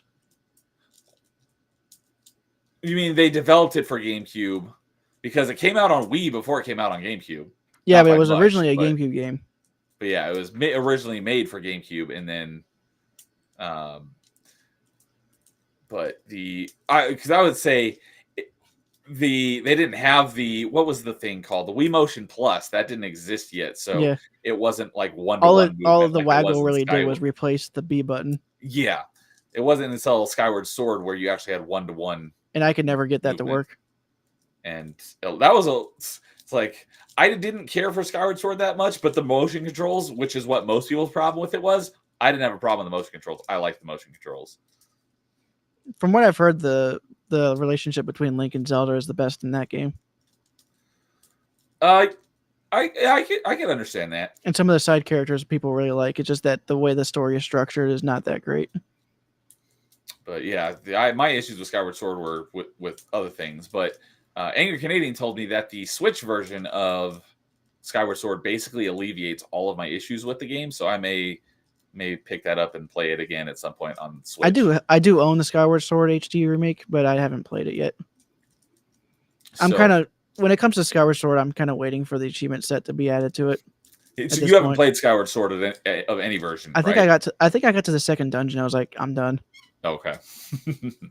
Because that was whenever you had to fight Jerahim as the dungeon boss, and I couldn't get the controls to work that well, and he was kind of like the stopgap of like, okay, you can't figure out the controls, here's where you stopped. Yeah, that makes sense. So, sorry. When I finally beat him, I was like, screw this game, I'm out. All right. So, got off on a tangent there, but yeah, Double Dash.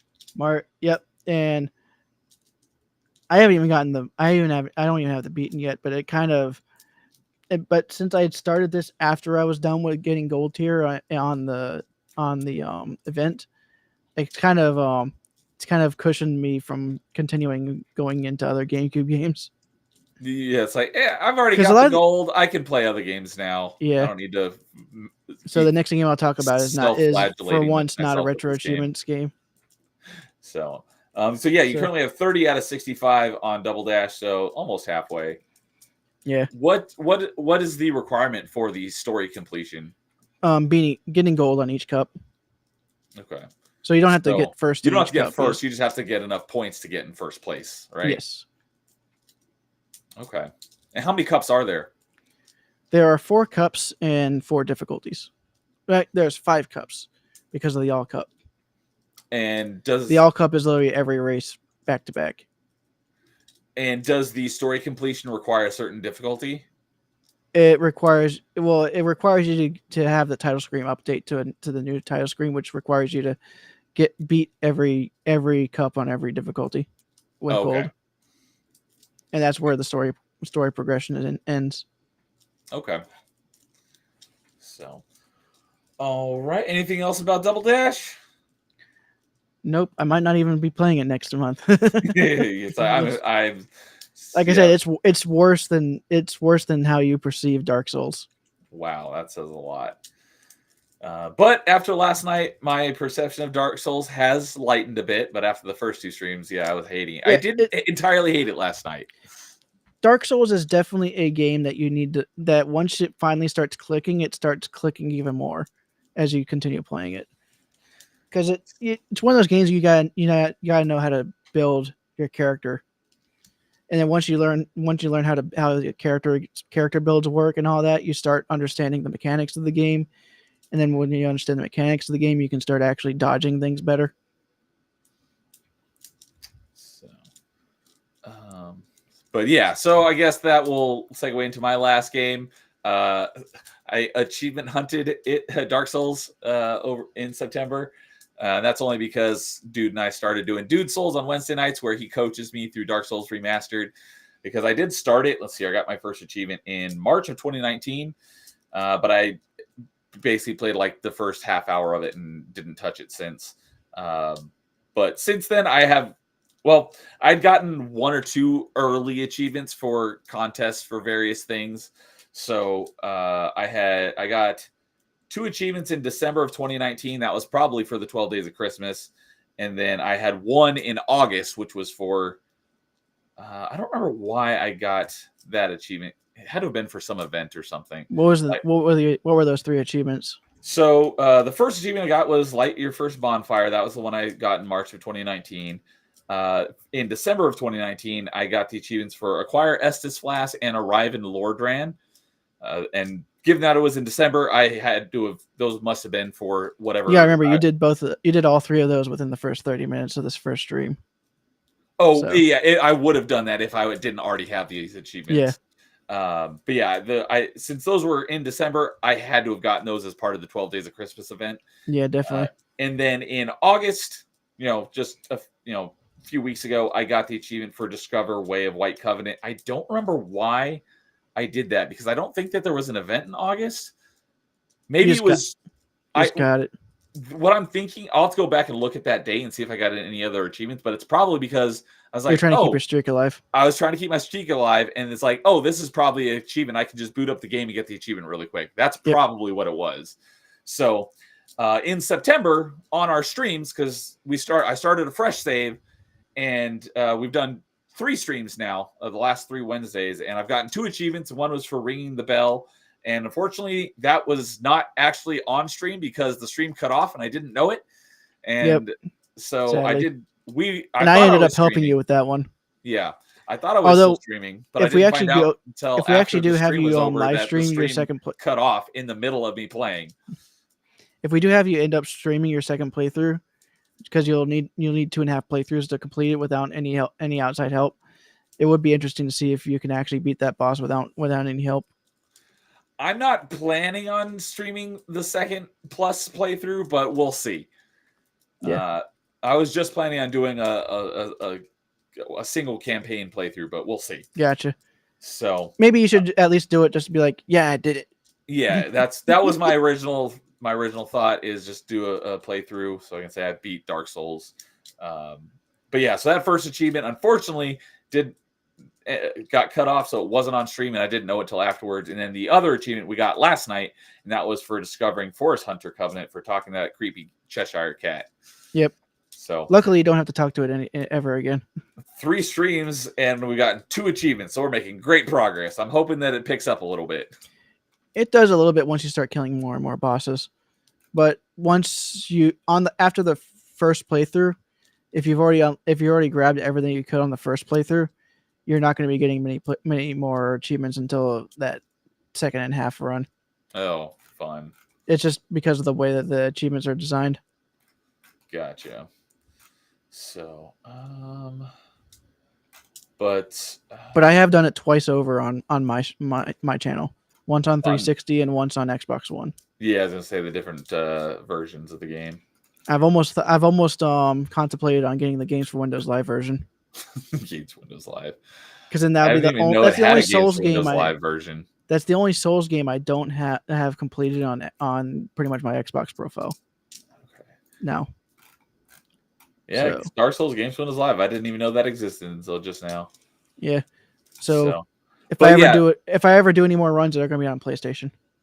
that makes sense. But yeah, last night we didn't get a whole lot of progress, but we did build up my character quite a bit, so we might be able to make a little bit more progress, a little bit quicker on the next one. Yeah, you got to remember sometimes you're gonna be spending more time progressing your character, not progressing the story.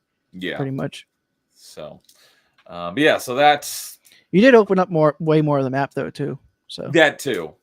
So yeah, didn't get a whole lot of achievements wise, but we did a lot of other stuff, and leveled up my character, opened up the map, and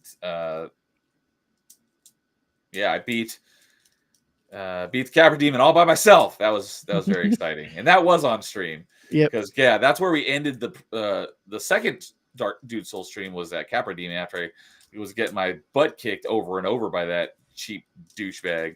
And you went with the tank build to beat him. Yeah, and so I tried it a few times on this one earlier in the stream, and then we went off and did other stuff for a couple hours, then came back and beat him on like the second try. You went to go. We got you to go get the armor.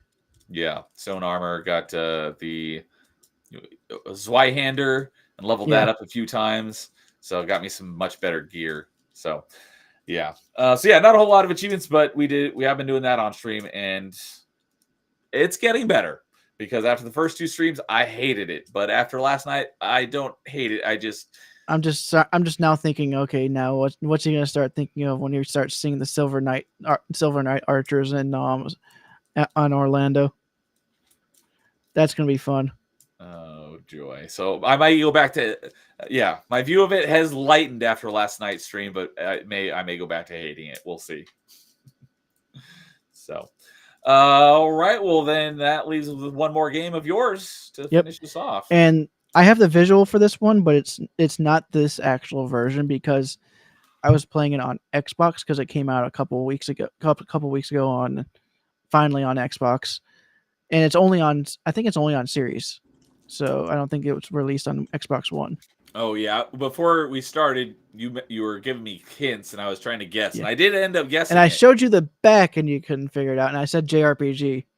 Yeah. So it was the fact NES that game, and it's a JRPG, and I did get it recently after got released on Xbox. I didn't know that though. But it's the original Final Fantasy. So yeah, I didn't know that, but I did get it. It just took after I think I got along my third guess. Yeah, something like that.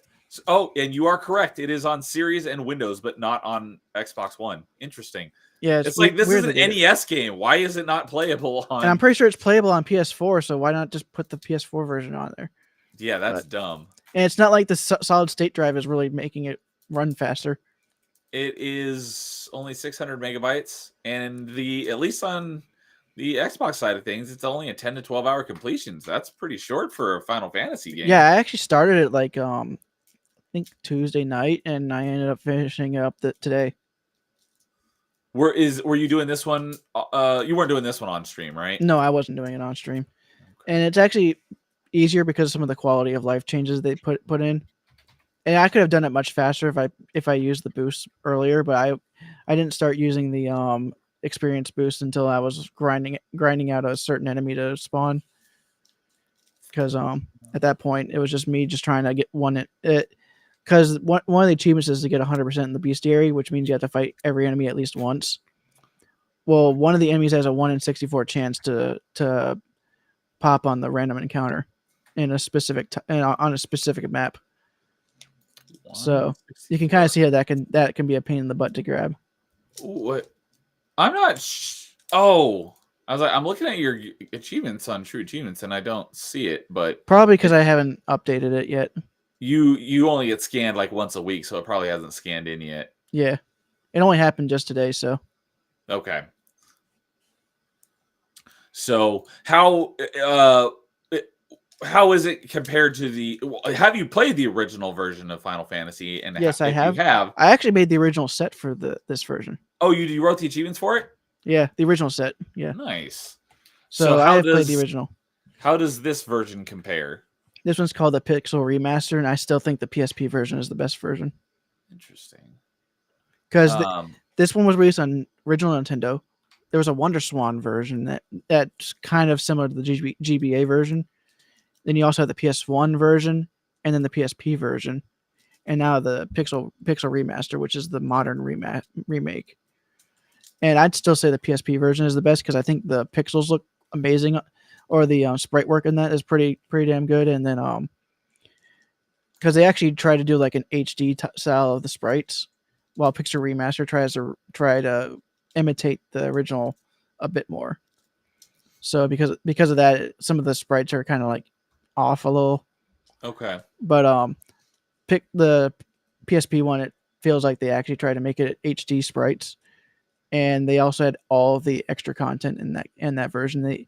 From the GBA version, and they even added a new dungeon in the PSP version. Okay. And all those extra dungeons in that first game, they all have bosses based on Final Fantasy 3 through 6. So it's actually kind of cool that way. Okay. Seeing those bosses going into the older game pretty much. So, given that the Xbox achievements say it's only a 10 to 12 hour completion, is that just because they put easy achievements in, or is this game actually a relatively short game? It's a relatively short JRPG because it's that first one from the NES. They didn't. And the story is almost non-existent in that game. It's more periphery. It's mainly just, hey, there's these four crystals that need to be that control the four elements of the world. Something's causing their light to dim, so go kill the thing that's dimming their light and reawaken the crystal. That's pretty much the entire plot line. Okay. So, not directly related to this game, but since you said that you did the achievements on this, I pulled it up and it reminded me of something I've been meaning to ask you. Since there are 40 achievements on Retro Achievements on the NES version, you wrote 14 of them, and then the other ones were split between other people 16, 6, and 4. How does that work? Do you guys all develop them at the same time, or is it? Oh no! Whenever I developed it, I was the only one making the achievements. Okay, so those other guys came along and be like, "Oh, I should add additional achievements for doing these things," and then someone else is like, "Oh, let's add some more achievements for this." So it's not all happening at the same time. It's just like, okay. Is there any way to see who did what achievements?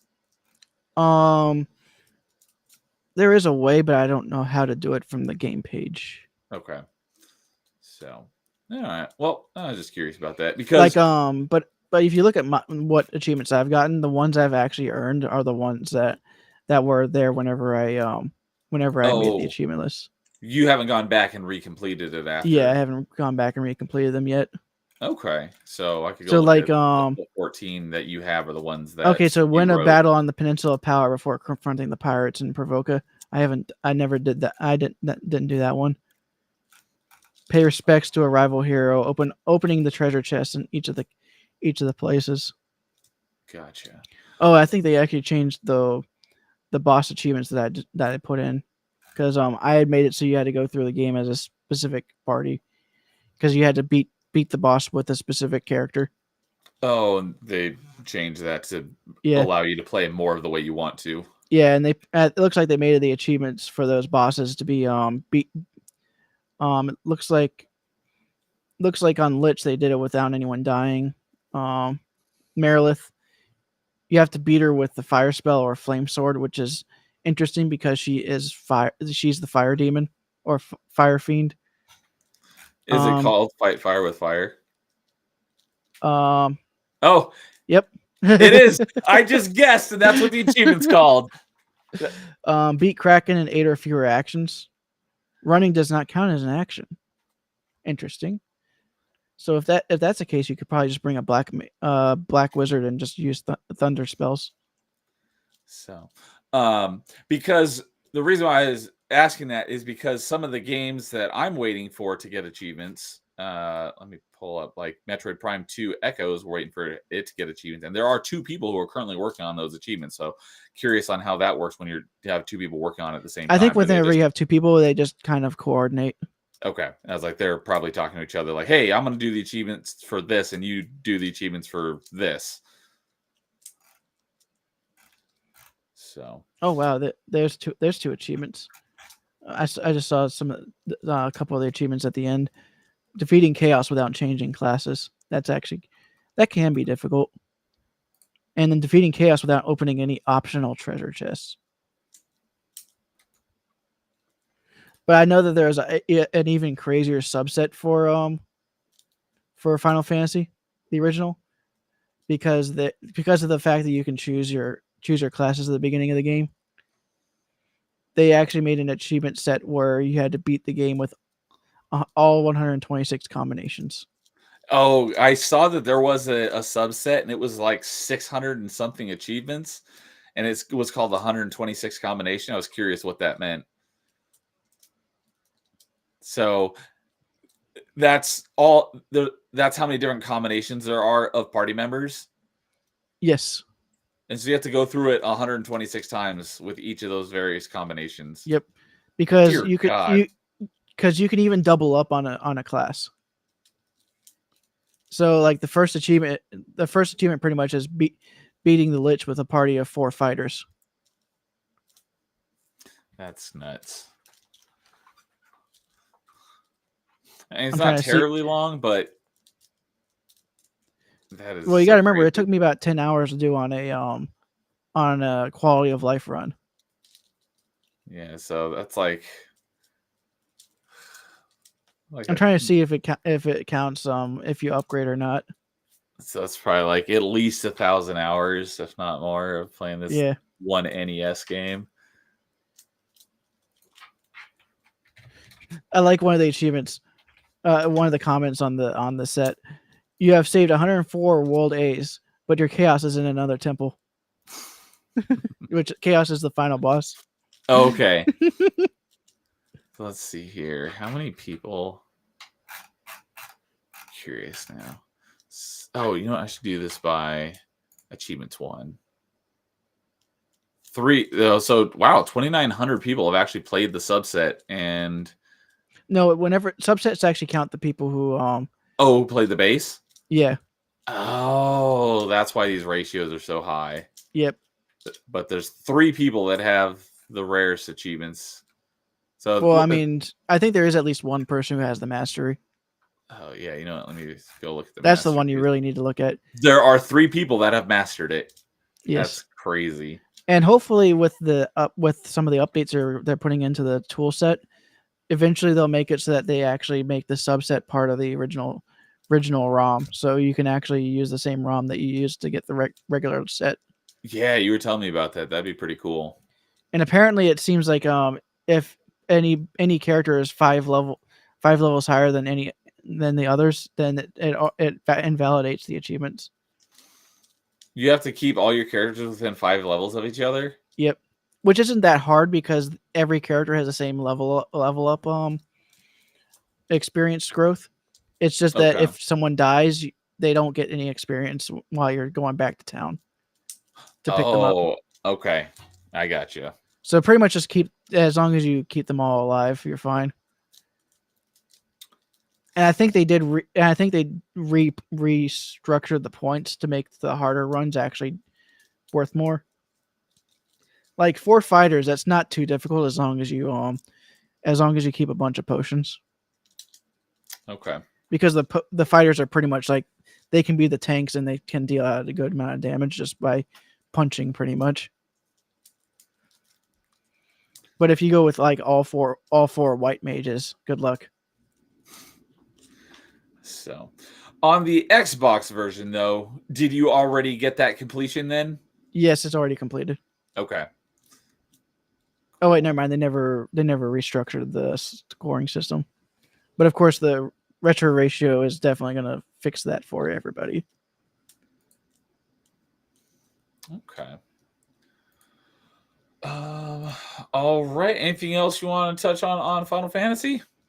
Nope, it's a pretty fun. It's a pretty fun game, but if you're going in for story, you're not going to get much. Yeah, Cause it that's an is like NES that game. first game, and they didn't really start doing actually having characters in there until the second game. This one they're kind of like nameless, and you name them. Okay. Yeah. Oh, that's a good point because like And the actually, I face. ended up naming them after our group because I named my knight me, so dude. I named my ninja after you.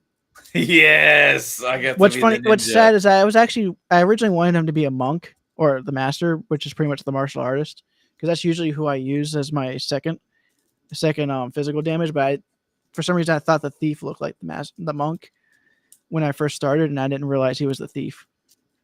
I'd So rather be the ninja. yeah, well, here's the thing though: the master, he can deal a lot of damage just with his fists.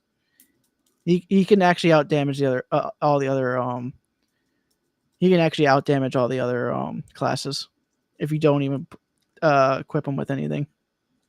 Nice. And of course, I had Kay as the white mage because even though the white wizard kind of looks like a dude, you could also say it's still a chick. But whenever it's the mage version, the mage has the white hood over the head, and it looks like a woman with in a white cloak. So I always name the white mage a female name, Okay. and then Name I it named my Melee black. Carl. You know what's funny? I named my black mage Carl. Well, Carl with a C or a K? I did it with a C. Okay. Good stuff. I So, don't want no Karl Marx in my game. no, Melee Carl. Oh.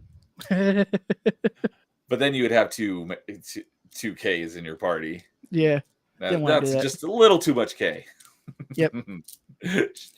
um, but yeah, so that made me think of something a moment ago when you're talking about the characters, because like the face of Final Fantasy is Cloud, but he's only in 7, right? He's in. Yeah, he's only in. He's the seventh character. He's the first 3D character. Okay, so one, But so Final Fantasy One. Usually, the face of that game is the Warrior of Light, because, like I said, they don't have names, so they kind of just call them by the class and then of Light. okay, so 1 through 6 then we're on NES and Super Nintendo. Is that Yes, right?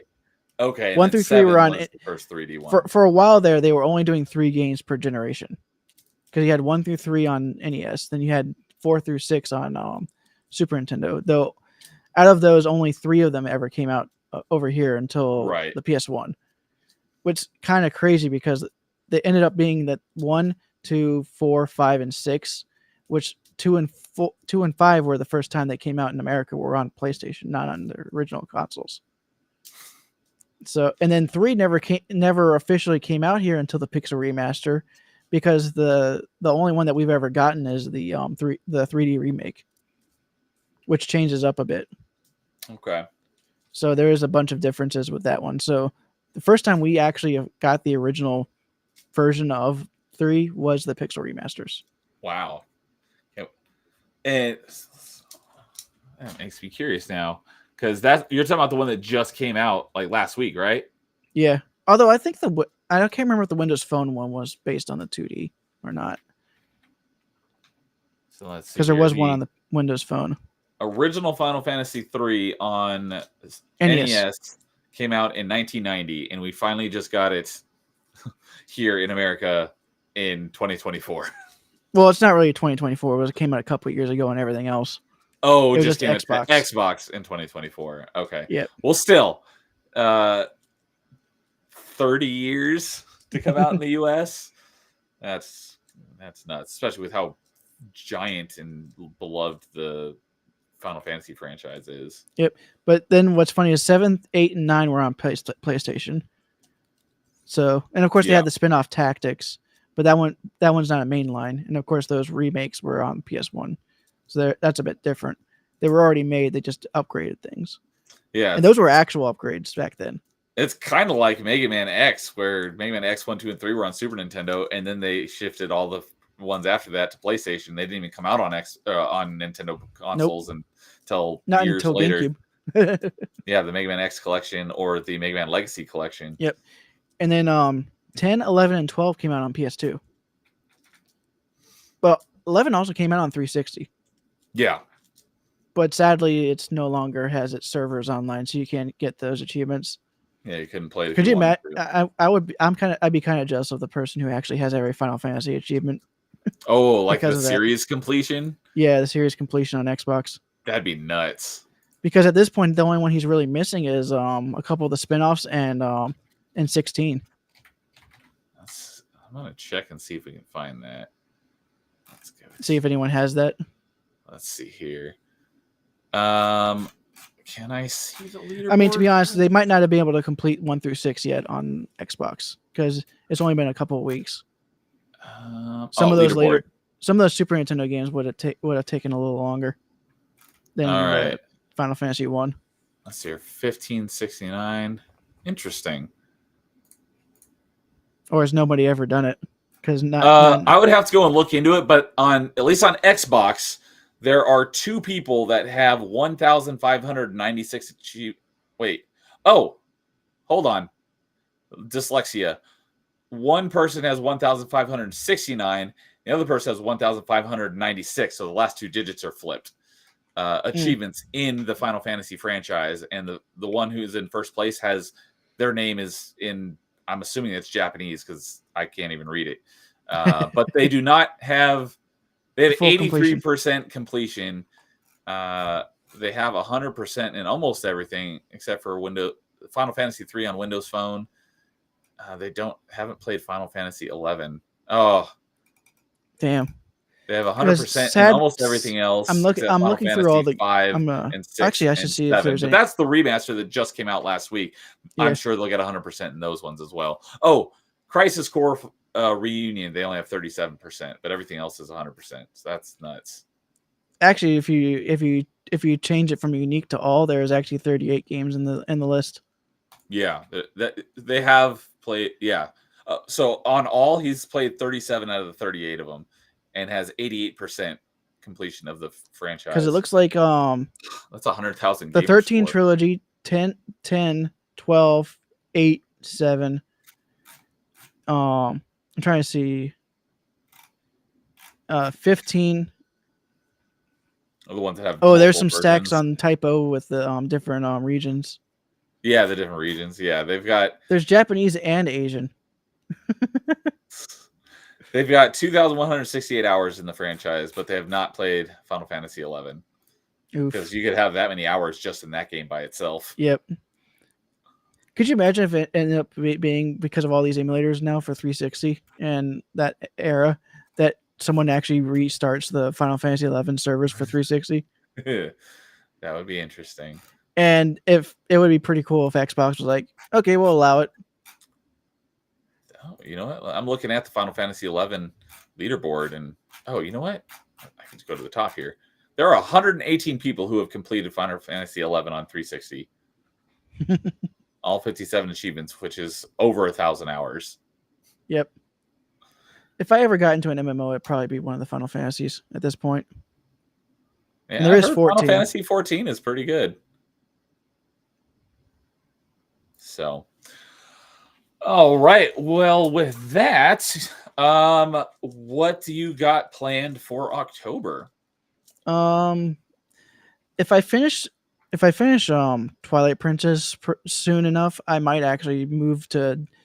I know I originally said I was going to move straight to Wind Waker if Metroid Prime 2 hadn't come out, but it's spooky month. I kind of want to do Luigi's Mansion. That is quite apropos for October. So that might end up being my next streaming game if I can finish Twilight Princess quickly. Okay. Because if it's like only one more week of October, and it's like I'm not gonna have enough time to complete Luigi's Mansion in that time. Yeah. Though I'll probably be able to do the first run, but at that point I'll be going into November for it, and I'll be doing a decent amount into November. Gotcha.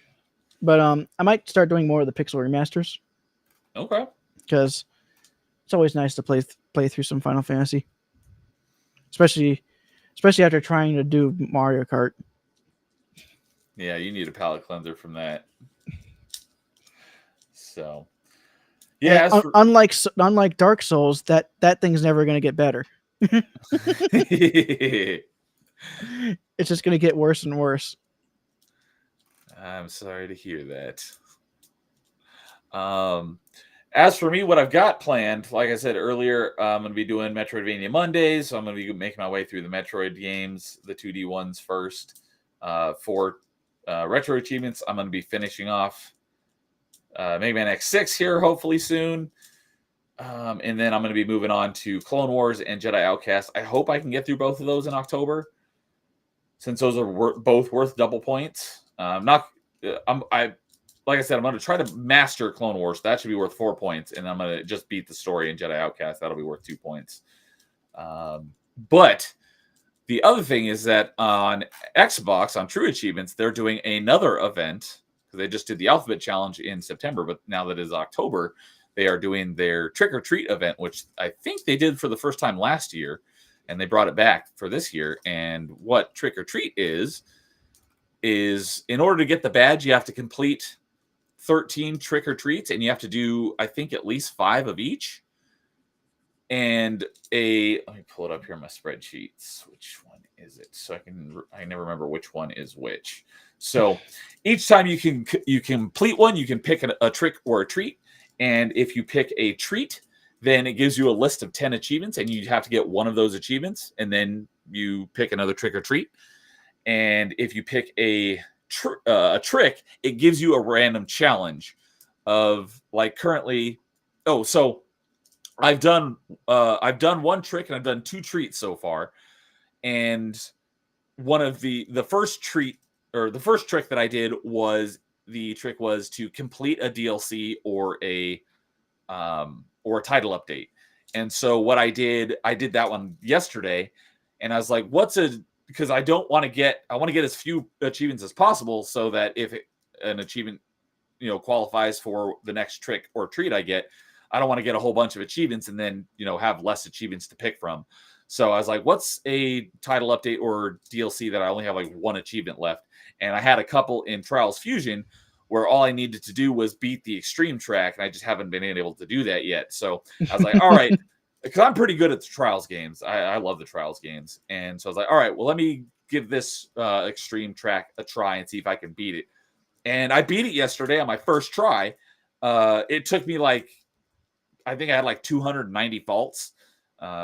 Where if you haven't played Trials games, you have a 30-minute time limit, and if you don't beat it in the 30 minutes, then you fail and you have to start over. Or if you fault 500 times, you fail and you have to start over.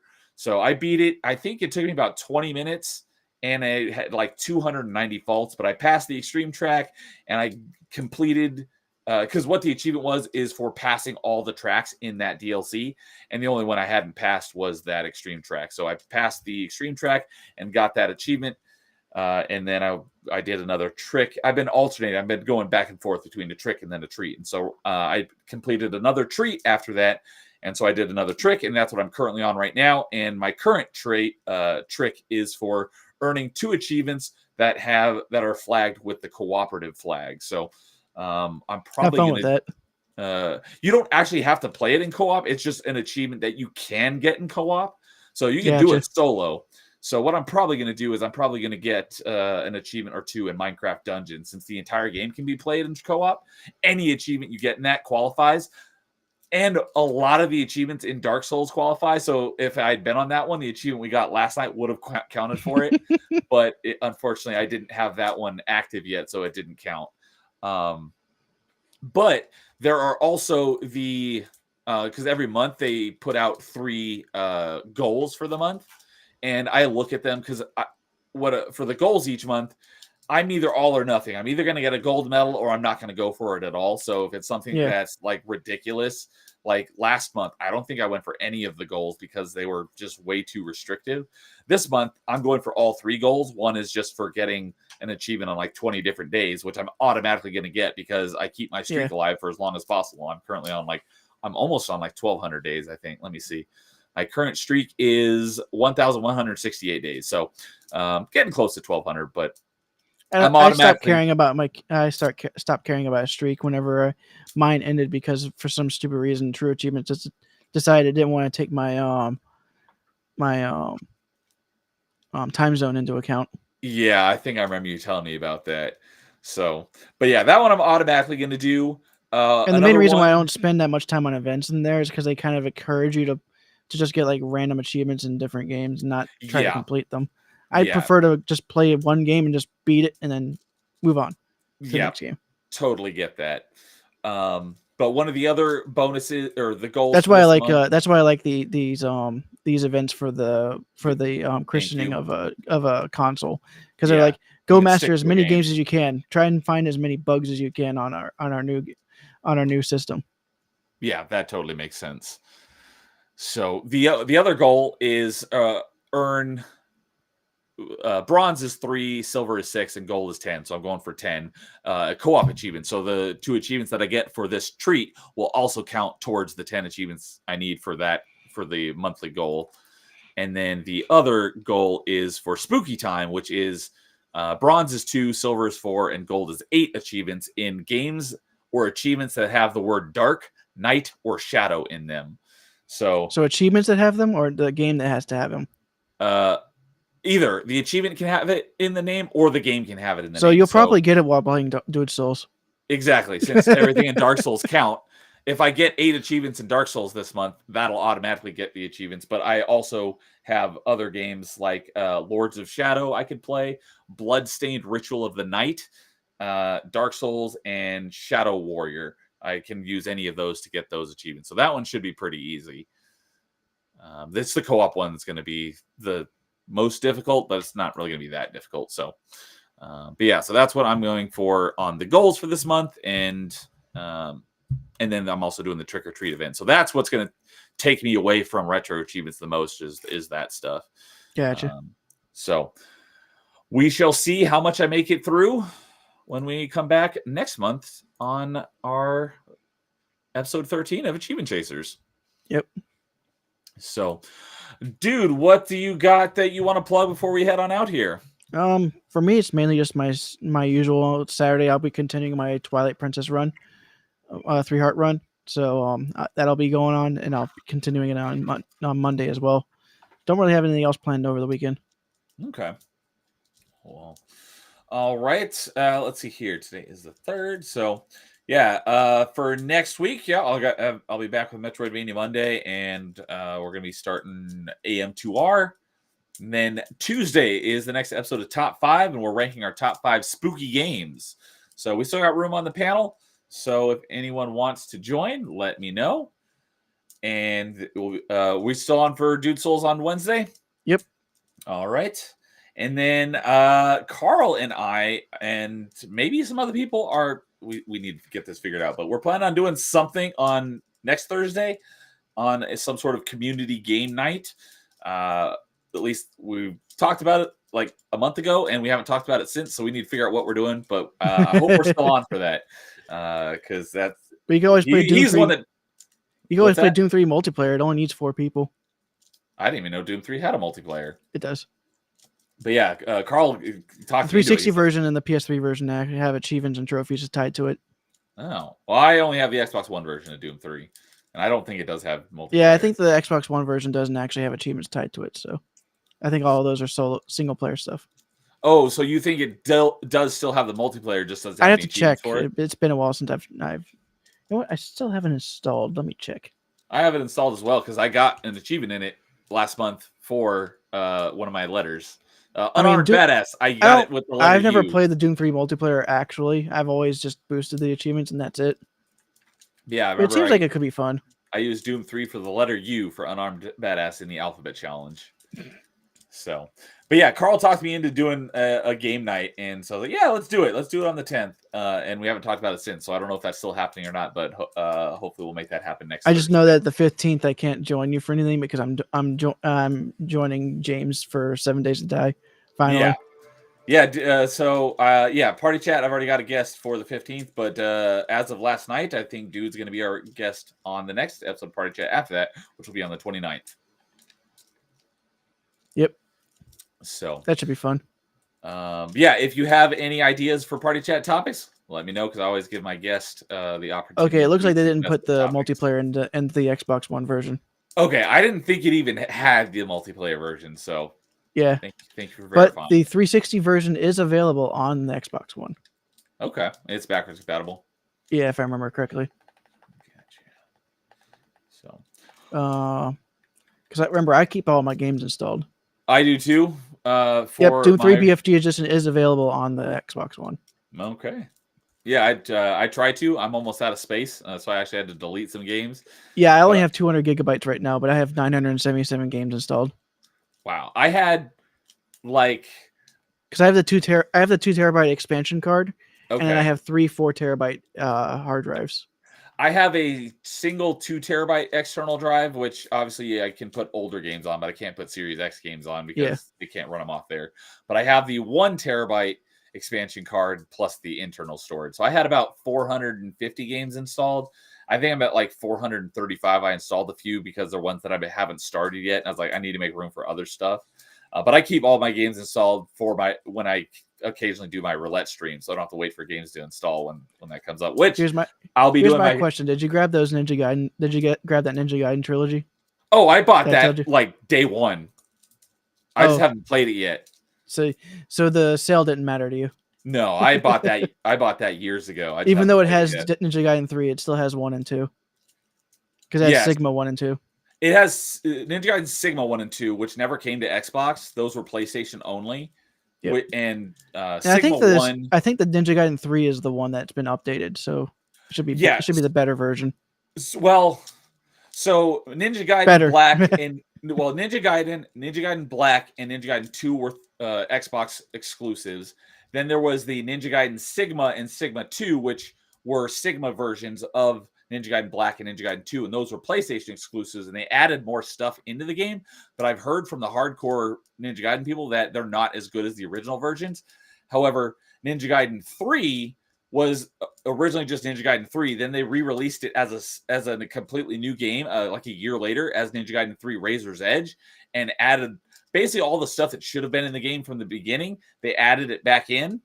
I still haven't seen it yet, but I haven't gotten all the way through it. But they ported that to Xbox One, so that's the version. If That's you in that played, trilogy. yeah, if you played Ninja Gaiden 3 Razor's Edge on 360 or on the Master Ninja Collection, it's the same game.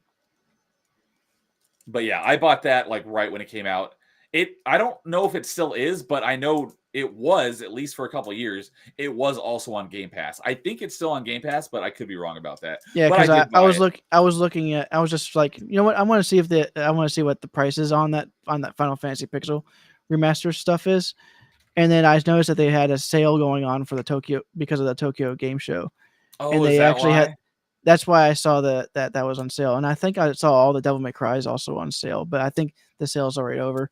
Okay. And the reason why I didn't pick up Oh, those was because I can get those physically as well. So, gotcha. Yeah, no, but it is still on sale, and they are still on Game Pass, and they're on PC gotcha. Game Pass, and they have cloud streaming. But I wouldn't recommend playing a fast-paced game like that via cloud streaming. Yeah, maybe Final Fantasy wouldn't be so bad. It has xCloud touch controls. Don't ever play that game with touch controls. You're gonna have a bad time. If you do, you're a madman. There's no way you could possibly play that game with touch controls.